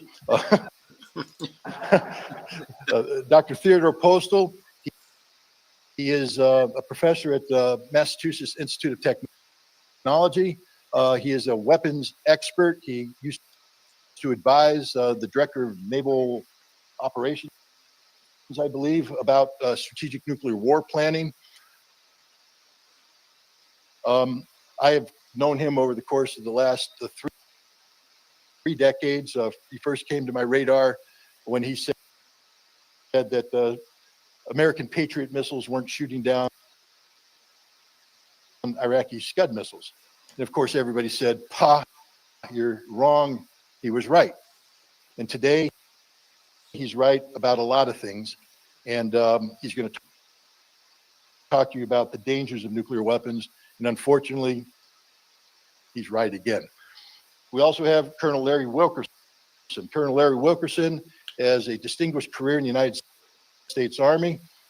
Helicopter pilot in Vietnam, flew OH-6 Cayuses, I believe was the helicopter. And then he went on to a career that eventually brought him into Washington, D.C. He was the chief of staff or a senior advisor to Colin Powell. And Colin Powell was a national security advisor to Ronald Reagan. And I thought it was from 1989 to 1993. So we had some crossover, not that you knew me, but Colin Powell was the national security advisor when the INF treaty was signed and played a role. And then Colin Powell went on to be the chairman of the Joint Chiefs of Staff. Larry was with him there. And then when Colin Powell went on to become the Secretary of State, Larry Wilkins became the chief of staff for this. This is a man who knows Washington, D.C. inside and out at the highest levels.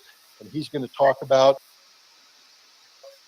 well, I'll let him talk what he's going to talk about. But first of all, I'd like to turn the floor to Theodore Postal.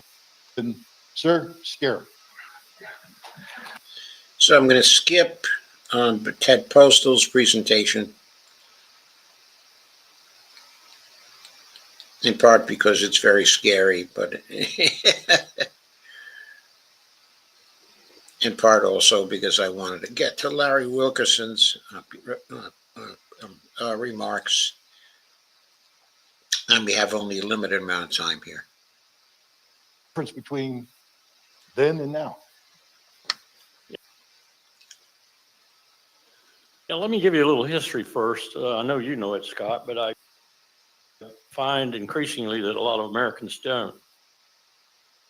And this came home to me as a professor for 16 years at the College of William and Mary with my very bright students. and at the George Washington University here with equally bright students. Okay, I should add, Colonel Wilkerson, of course, is best known as the Chief of Staff, and the Chief Assistant for a long period of time for Colin Powell. And he was the chief assistant for Colin Powell when Colin Powell was Secretary of State during the Bush administration.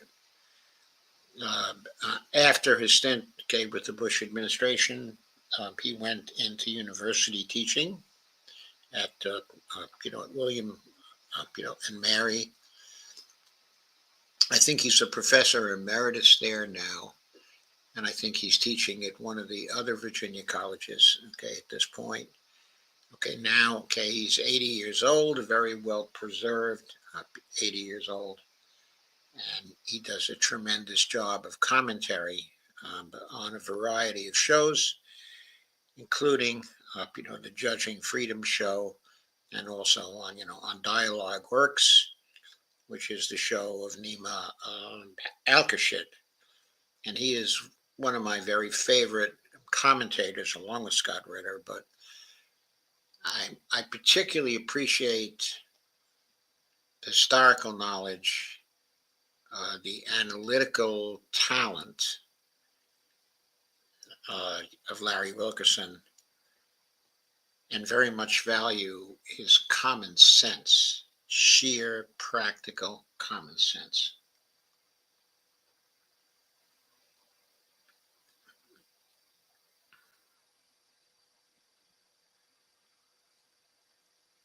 For 6 years. They had no idea that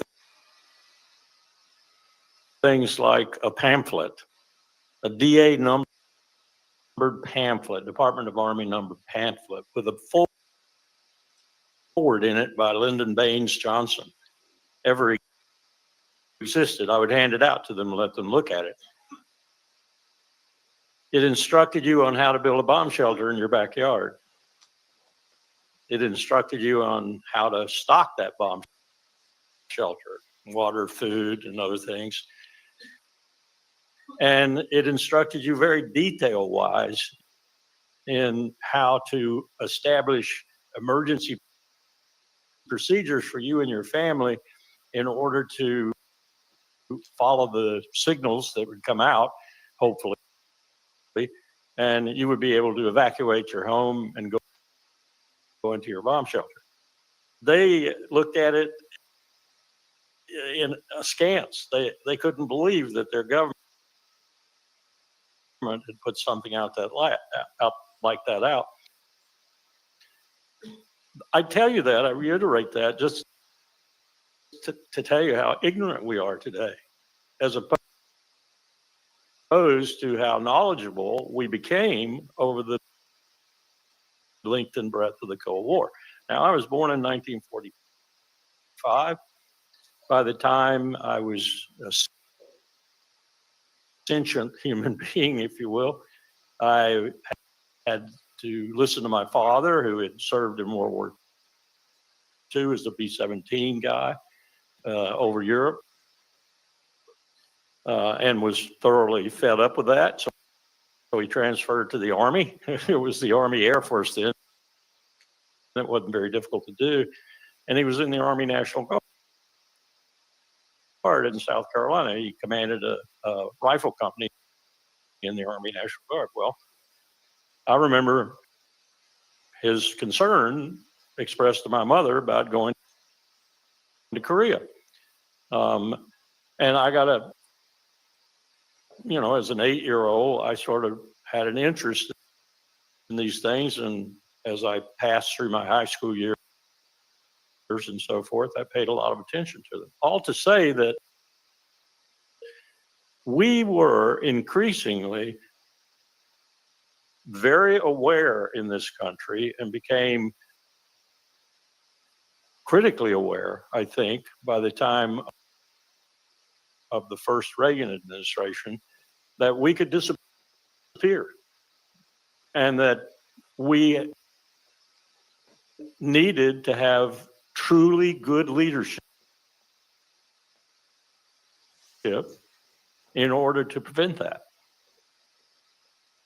And if we had any empathy at all for the rest of the world, to prevent the destruction of the world, because it was becoming increasingly clear from scientific studies and analysis, some of which you've heard here, that the human race probably would not survive a general exchange of nuclear weapons. And as Scott has pointed out, they're even more powerful today.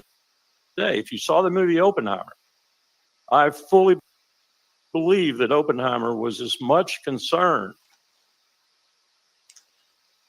with what was going to come out of Manhattan, not at Los Alamos, but with Edward Teller and others pumping the reasons, for example, what was going to come out eventually, which has indeed come out. Much more powerful weapons that can destroy the planet. Maybe not push it off its axis and send it spiraling into the sun 4 billion years early, but certainly do enough damage to limit our ability to live here, maybe foreclose it altogether. Just the nuclear winter alone, we found an analysis from a strike of medium number of missiles between India and Pakistan, and we did this because in 2002 they came very close to doing it, would probably cause a nuclear winter because of the drift of the clouds that would affect farming in the United States all across the West, in some of the most prolific states, and maybe even cause a dramatic food shortage. Just a small exchange between nuclear weapon states, India and Pakistan. I'd reiterate all that just to tell you that today we are talking to no one. Throughout the far more serious, in my mind, crisis over Berlin in 1961, when they built the Schranmauer, the Wall of Shame, we were on the verge of nuclear war, and it was existential for the Soviet Union. The German Democratic Republic, the GDR, East Germany, was disappearing. 10,000 people a week were crossing into West Germany. 200,000 crossed into West Germany in that year. They were disappearing. That was existential for Moscow, and they were going to go to nuclear war with us. There was no question in General Bruce Clark's mind, who was then commanding the army over there, turned his tanks around. They were parked in the concern with the gun facing in. He went out immediately and said, turn your tanks around, have the gun passing out. Oh, by the way, upload your basic load in your tanks now. It was a serious moment, and it took a lot of talk, and it had a lot of talk between almost everyone involved on both sides. And what we finally agreed to do, and the archives are finally reflecting this in some respects, you can find them at the George Washington University National Archives group, we actually acquiesced in the building of the wall. And when I say acquiesced, we didn't help. We didn't pour concrete or put wire up. But that 140, 150 kilometer eventual wall, we just stood and watched it go up. We didn't do anything about it because we knew that was the only solution to the problem. And so when Ronald Reagan went and said, Mr. Gorbachev, tear down that wall, he was telling him to tear down the wall we helped him build. We knew we had to do that. And then along came Cuba, as Scott said, and it was much more dramatic, much shorter time frame, 13 days. Adlai Stevenson showing the pictures up at the UN and the crisis that resulted, and it was very serious there. I'm not trying to downplay player. But we've been here before, but we talked. We talked. And we prevented it. Now, fast forward, April 10th, 2001. Dick Cheney and Donald Rumsfeld are trying to take over the United States government. Despite the inexperienced man sitting in the Oval, they knew they were really the executive power for the United States. One of the things the vice president wanted to do immediately was to start a war, or get as close to a Cold War, is a better way to put it, as possible with China. That was the ripe target to do it. Voila, all of a sudden, an EP-3, which is a very slow, lumbering naval reconnaissance plane, is flying south of Hainan Island, one of the most militarized places in China. And it strays a little close to Hainan Island, and this had been happening for weeks, and we had told the commander out there to cut it back a little bit. We knew something was going to happen. The Chinese Air Force came up to bounce our plane and scare it to death. And one of their very best pilots, in fact, he was later told to be their very best fighter pilot, he really got a kick out of, making the cockpit in the EP-3 turn brown, is the way they put it. So he did an afterburner up right in front of the cockpit of the EP-3, going, maybe 160 knots, something like that. He's going about 700 knots, and he's in full afterburner. He clips his wing on the front of the EP-3. He's dead. He goes down in the South China Sea. He's dead. The EP-3 is so crippled it has to land on Hainan Island. Much secret gear on that plane. The crew is not able to destroy it all in time before the Chinese security people get out there and surround the plane. So we've got an emergency, a real emergency, just what Dick and Don were looking for. Colin Powell gets on his cell phone, mind you, calls the Chinese leadership party, which is traveling in South America. He gets Xi Jinping on the line, not Xi Jinping. Geez, I just lost his name. No, the man who knew more about North America than anybody in China. He's dead now. Anyway, really bright man, spoke fluent English. He gets him on the line. And he apprises the Chinese leadership party of the crisis that's just occurred in the South China Sea. They haven't got word yet. So within 24 hours, Powell has fixed it. He fixed it simply by they agreed to a communique that would be in Chinese, and we agreed to one that would be in English. And in the Chinese one, they would not apologize, and in the English one, they would, and vice versa. And it was all solved.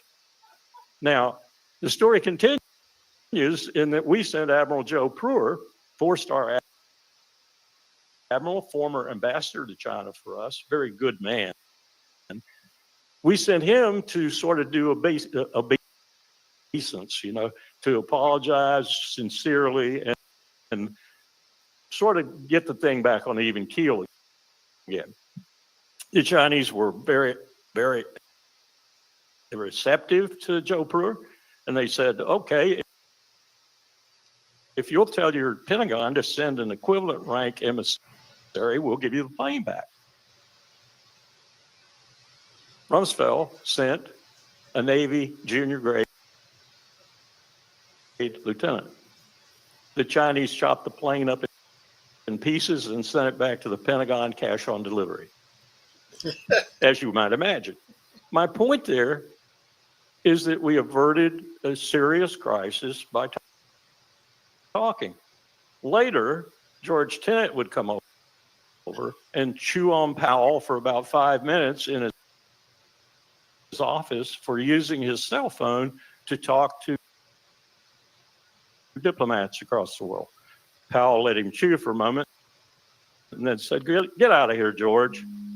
I'm not going to even accuse you of letting the NSA monitor my telephone calls. I bet you have transcripts, which George did. I'm doing diplomacy. And I'll damn well use the cell phone if I have to do diplomacy. And if it's an emergency, I'll do it every damn time. And he was sincere about it. And when he talked to Sergei Lavrov, the Russian, yes, he was the Russian foreign minister then too. Actually, I guess he was the foreign minister then.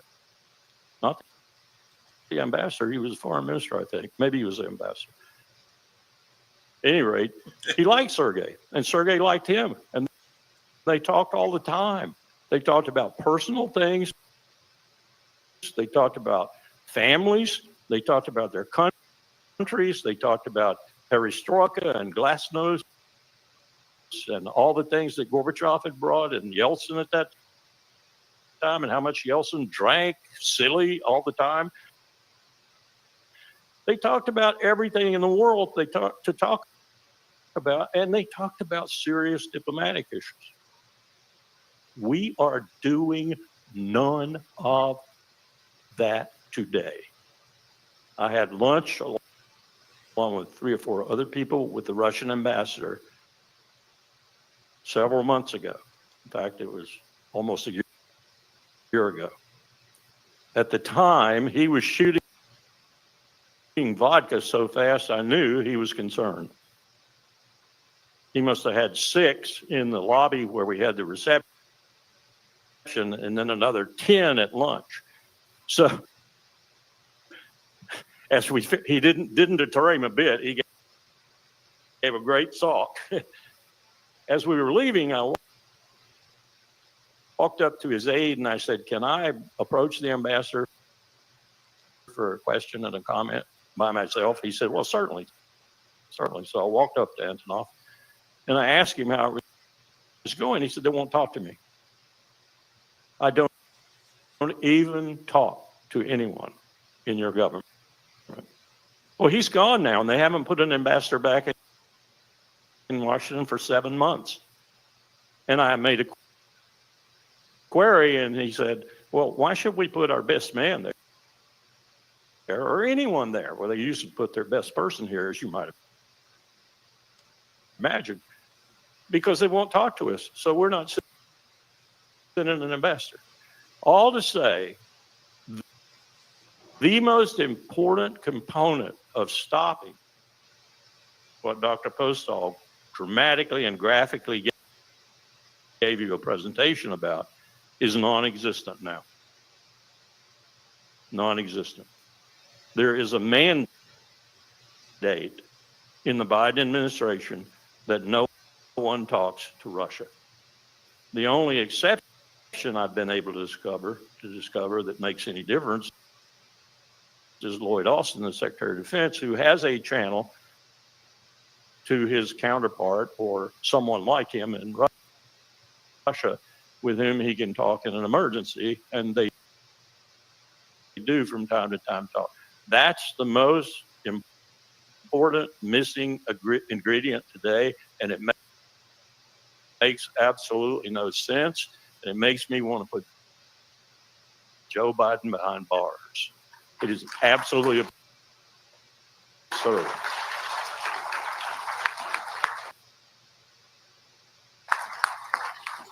And at the same time, that Powell would talk to Sergei all the time and on his cell phone. He would talk to the Chinese ambassador. He didn't like him as much, but he would talk to him. Main reason was because he didn't do small talk. And Powell thought small talk was an instrumental part of good diplomacy. Because if you don't have empathy for the other person's position, how the hell can you do good diplomacy? And you don't establish some sort of empathy either way unless you can talk to one another in a more or less friendly, personal fashion. And that's why the cell phone was so important to Powell, because it had become the instrument of communication in the world, as all of you well know. The last point I'd like to make is this.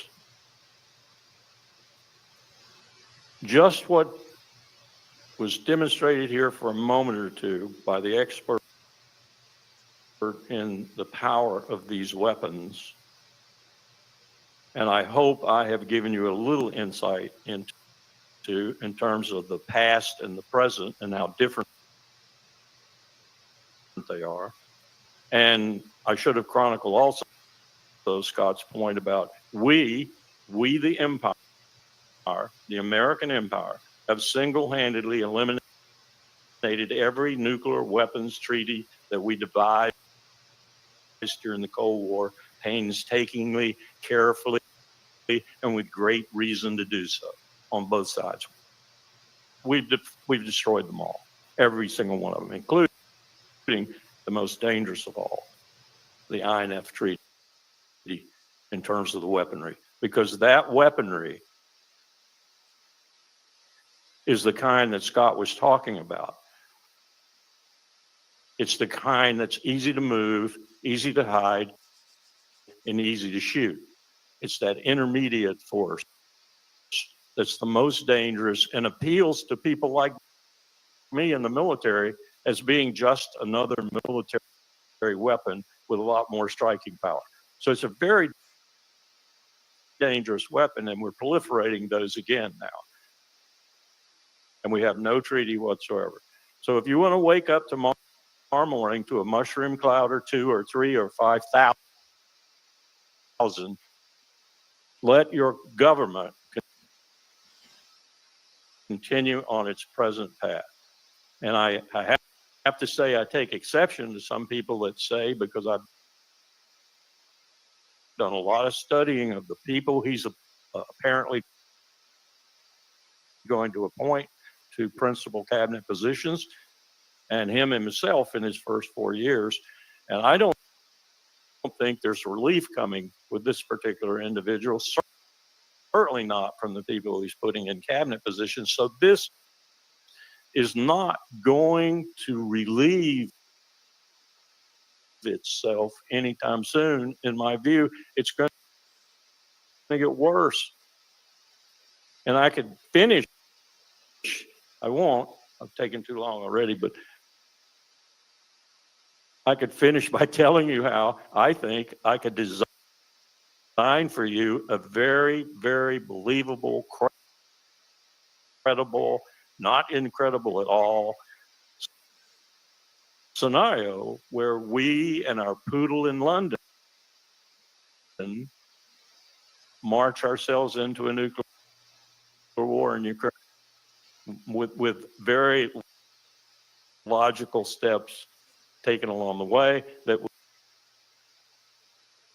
would, in mass and total, would be utter illogic.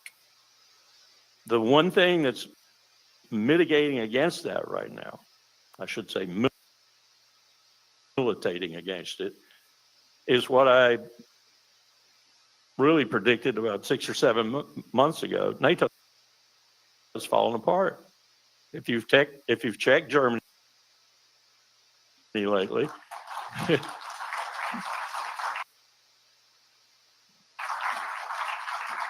it's not just Slovakia and Hungary. France is falling apart. I doubt Macron is going to survive. Okay, I think I'm going to stop it there because I've gone on too long already, but it should scare you very much that we are not speaking to the Russians. That the only one with the communications channel, okay, is Lloyd Austin. that the Biden administration has forbidden people to speak to their opposite numbers in Russia. It should scare you that the Trump administration is shaping up to be exactly the same way. The contrast between earlier history and how crises were settled through people talking to each other, and the situation now where people are not at all talking to each other, and where our weapons are more destructive than ever, that should scare the hell out of you, even without seeing Ted Postal's presentation about the destructiveness of these weapons. So that was the first panel. I'm going to skip now.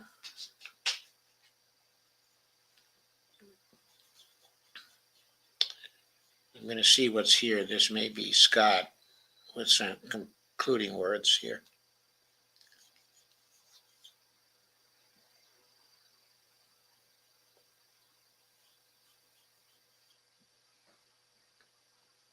That wouldn't get me very far, but would it?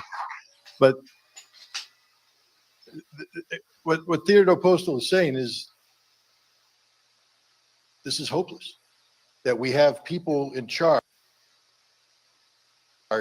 who are incapable of carrying out the kind of intellectual exercise to understand the insanity of that which they have wrought. And left to their own devices, we are all going to die. This is why I couldn't sleep at night for a long time, ladies and gentlemen. It's this reality as you run the numbers and you look at the people involved. In 1983, NATO ran an exercise called Able Archer, or it was actually reforged. There's an aspect to this which was Able Archer, which is a nuclear command post exercise. Long story short, we were going to test the release of nuclear weapons. It was just supposed to be an exercise, but the Soviets were monitoring the deployment of troops, the deployment of aircraft, and now this nuclear test. The Soviets believed that we were actually getting ready to launch a nuclear preemptive strike. So the Soviets responded by putting their nuclear forces on alert, putting aircraft with nuclear weapons on strip alert. The SS-20 missiles were put on full combat alert. We were this close to going to war. We were supposed to have a guest here today, Mel Goodman, from a former CIA analyst. Unfortunately, Mel is sick and he couldn't make it today. But Mel was going to talk about Able Archer and what he did to help save the world. That he jumped over Robert Gates, who was his boss, when he tried to say, "Hey guys, if this exercise goes on, we're going to have a nuclear war." And Gates said, "Don't worry about it. Russians will never do that. Soviets will never do that." He jumped over, went to Casey, who was the director of the CIA, who briefed Ronald Reagan, and the exercise was stopped a couple of days short, and because they didn't want to send the wrong signal, and we lived. But now here's the thing, because we don't want to spend our whole life rolling dice like this, do we? No, we need. Sir, I'm going to put you on an imaginary airplane that's going to Europe, and for whatever reason, it landed in Moscow. Okay, I'm going to go. And you got off the airplane and said, "You can't leave till tomorrow." Okay, so here's the second panel. I'm not going to. So one thing that we're looking at right now. Panel.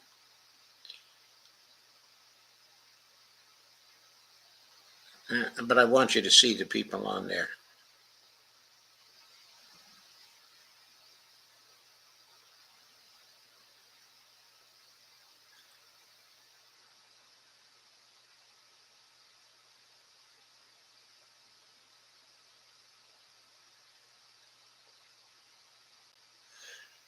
Activated. What can Congress do? What are the tools available to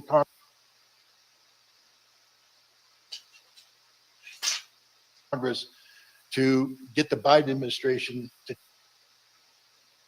change course. And specifically what I'm talking about is to get the Biden administration to stop allowing Ukraine to fire attack missiles against Russia. Yeah.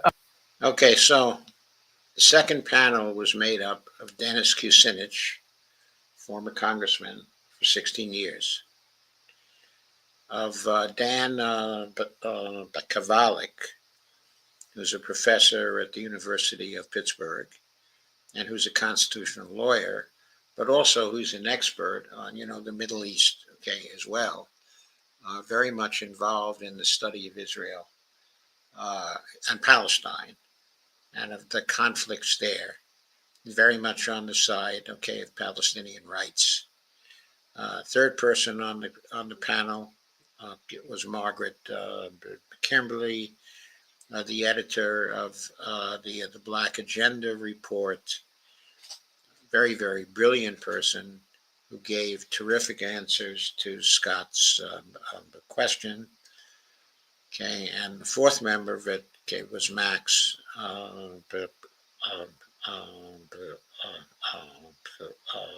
Blumenthal, who's the head of the Gray Zone, and who is really tremendous in the areas of Ukrainian studies, Middle Eastern studies, foreign policy. Generally, the Gray Zone has broken some very big stories over the years and continues to do so. That panel discussion, it was really terrific. I don't have time even to play a portion of it, but I really highly recommend it. Okay, you have to see it. The purpose of this panel was actually to give people some hope. I'm not sure it gave people a lot of hope. Okay, but it did some. It certainly wasn't as dark as the first panel was. It had some very, very good statements from all four, okay, of the panelists. It's well worth taking in that panel. Now, I want to skip to the third panel now.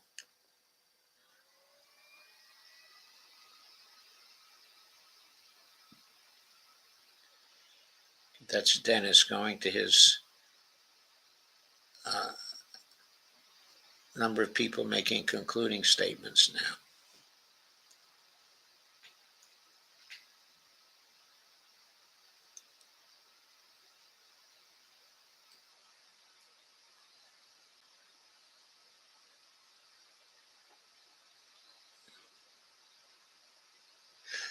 Okay, now the third panel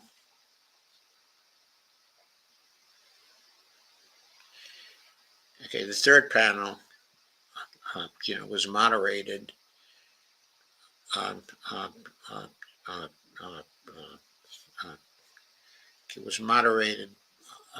by Medea Frank, okay, who is a great activist.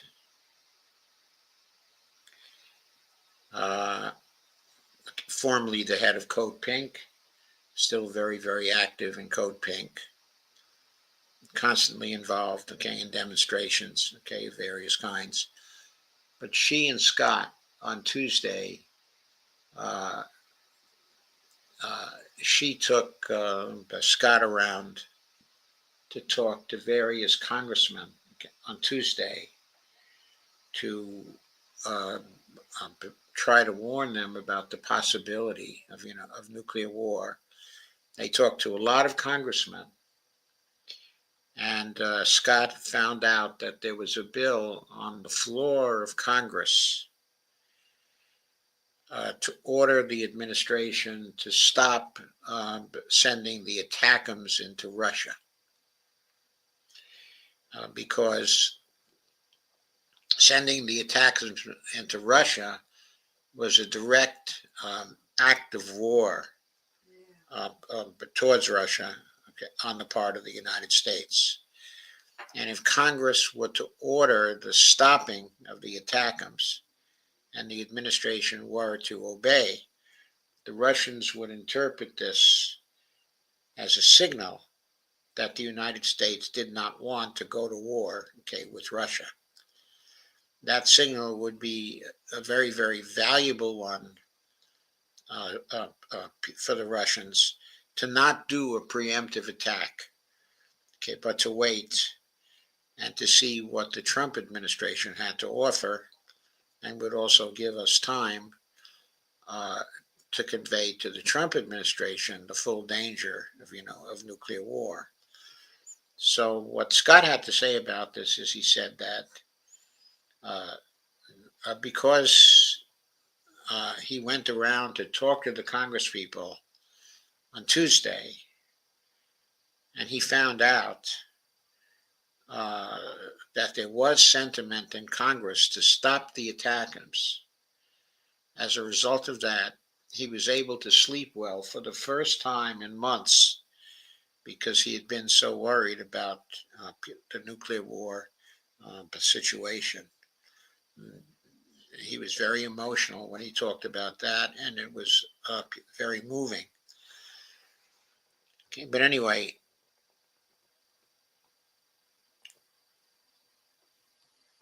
the third panel was on the problem, okay, of awakening MAGA.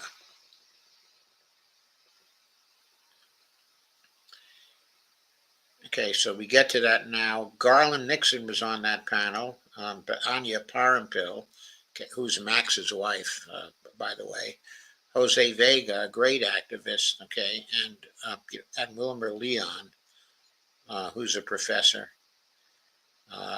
and a collaborator, okay, of Garland Nixon's. They were the panelists in the third panel, and the moderation was turned over by Scott, to Medea. I know I got her last name wrong. I blanked out on that. I know it, like the back of my hand. It's not Frank, though.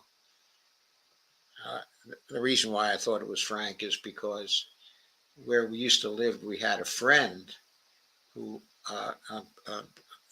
had the same first name, and her last name was Frank.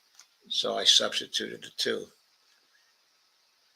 But Medea's last name isn't Frank. It'll probably come up in just a minute.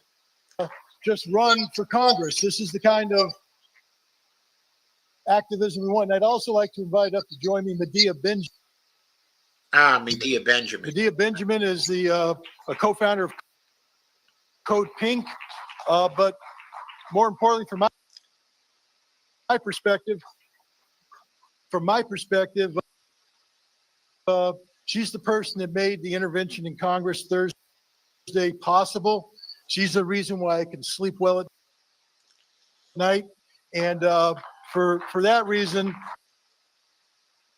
alone, but also for her years of activism, I've asked her to moderate this panel. This is a panel about how we can intervene into MAGA and MAHA.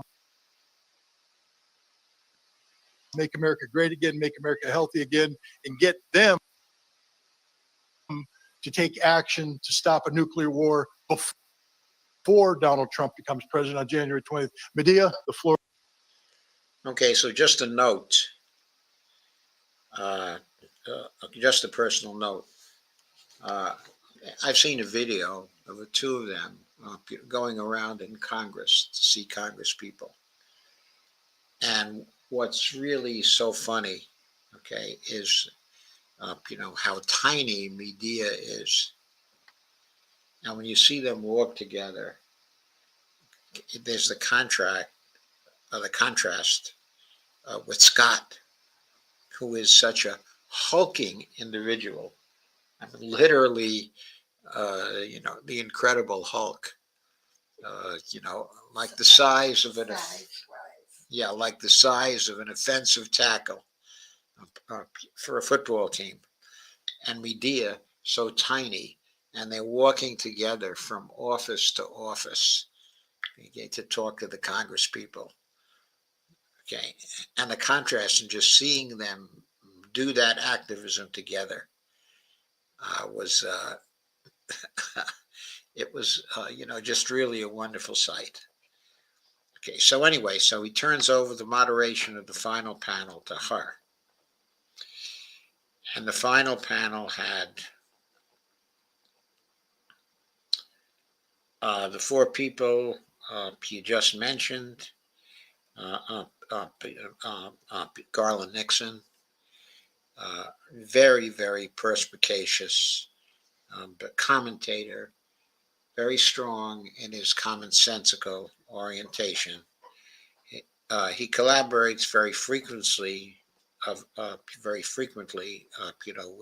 with Wilmer Leon, who's a professor at a local school here in Washington. I forget which one. I think it's American University, but I'm not sure. Okay, but anyway, they had a radio show for a long time together. I don't know if they still do, but they're close friends, of course. Both of them had wonderful comments to make. But Anya Parampil had a great analysis, okay, of the situation, okay, in Ukraine, and remarks also on the Middle East, okay, what's going on there. Her analysis was very, very notable. And then final remarks from Jose Vega, okay, who's the activist who's been helping Scott to put together some of these events, and who recently ran for Congress, and he made some outstanding statements too. So I want to recommend the third of these panels to you. That was a wonderful panel too.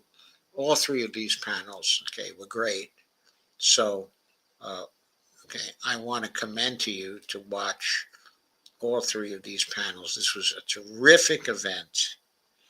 It certainly drove home, okay, the message, gave some ideas about how people can organize themselves to try to avoid the possibility, okay, of nuclear war, to lower the probability of nuclear war. So everybody should watch these three panels in full. Of course, I don't have time to do it here. I tried to give you a taste of it, okay, in some way. I focused a lot on Larry Wilkerson and on Scott, because they made some very outstanding statements. And okay, so anyway, that is my presentation on this, and I'm gonna stop sharing it now. Okay, so where are we now? We're still at 303 people, which is really terrific. And Dee is here. Hey, Dee, any comments on this? He brought up this, I've heard him before speaking of the seriousness of World War III, and some are saying we're already there, and nukes. The seriousness of the ammunition, too, that Russia has, and the fact, well, the U.S. isn't safe. The U.S. is not safe like years ago when they believed they couldn't hit the USA, or weapons getting here, or there couldn't be harm to you to the U.S. soil. Well, there can be harm to U.S. soil right now. Yes. It's very serious. The world is different now. Yes, it's different now. It's not just that they can hit us on our soil. Of course, the Russians have been able to do that since I guess actually since the 1950s, certainly since the 1960s. Okay, but we always had a hope of deterring them in some way. At first, in the earlier years, we had a deterrent that we thought was superior to theirs. We also thought that we had a capability of intercepting some of the IBMs when we built the anti-ballistic missile force. I think that was a misguided view. We wouldn't have been able to intercept them, but we had greater confidence. But now the Russians have hypersonic missiles. Right, and that's That's And my point. We don't have the protection that we thought we had. no, we don't have the protection. We have no way to intercept the hypersonic intercontinental ballistic missiles. The Russians have a missile today called the Sarmat missile. There's no way that we can intercept that. It's Mach 10, Mach 12. It might even go faster than that. The Russians also have the Oreshnik missile, a new missile, which is more, an intermediate range missile. But the Russians can shoot that from Siberia, and the range on it is sufficiently long that it can hit probably 2/3 of the United States. And there's a lot of anger out in the world towards the US. Yes, and that missile, by the way, runs at Mach 10 to Mach 12. It can have a nuclear warhead, but also the conventional warheads are devastating when they're hitting the ground at that particular speed. And a single missile, single one of these missiles, can actually deliver, a single warhead splits into 36 warheads. Okay. So it's just incredibly devastating. They are not, they are not the dangerous warheads. Oh, yes. It all depends on the warhead, on what kind of warhead they put on it. They can put a nuclear warhead on it too. But they don't want It depends on their use. In other words, when they're using it in Europe, it's probably going to be conventional.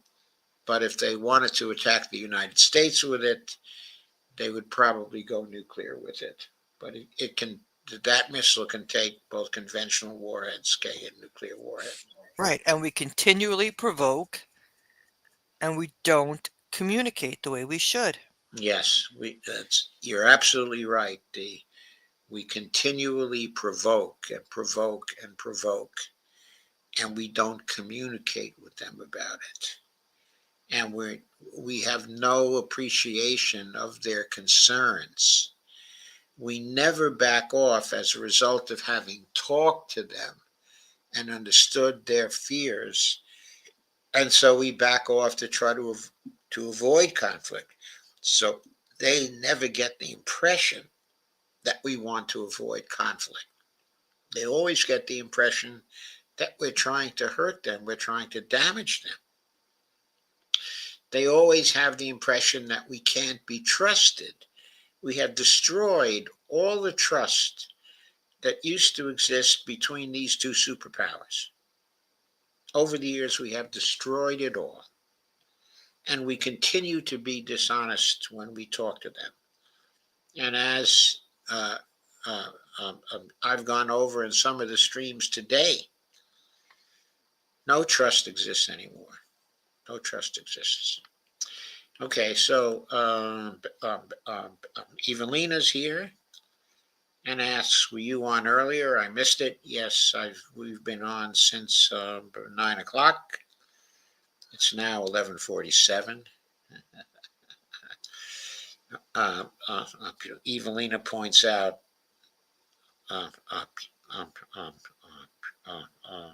Medea may be tiny, but she packs a powerful punch. She does. She's a wonderful activist.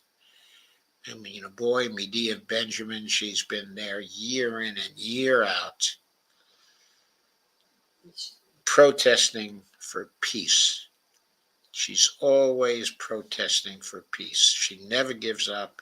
She not only protests, she writes, and she's a wonderful writer too. She has a collaborator, and the two of them write together, and their articles are wonderful. Lana says, "Has everyone seen the movie 13 Days about the Cuban Missile Crisis?" Yes, I believe I have seen that movie. It's really a wonderful movie. So we are living in very, very dangerous times. And what's so worrisome is that our leaders here in the United States don't seem to have an appreciation of how the balance of power, uh, in the world has changed. Uh, they don't appreciate the military advantages which the Russians now have over us. There's no doubt that they have those advantages. All of the military commentators in independent media have been very well aware of those advantages and have been commenting on them now for years. Okay, and they have been right. They warned the United States that if Israel went into Gaza and tried to wipe out Hamas after October 7th, these commentators were unanimous in saying that there was no way for Israel to be victorious over Hamas. And they were dead right. Hamas is still standing, still fighting the Israelis. The Israelis may have been successful in killing huge numbers of Palestinians, but they haven't been able to neutralize Hamas. It's still there. It's still fighting. These same commentators also warned that if Israel went into Lebanon,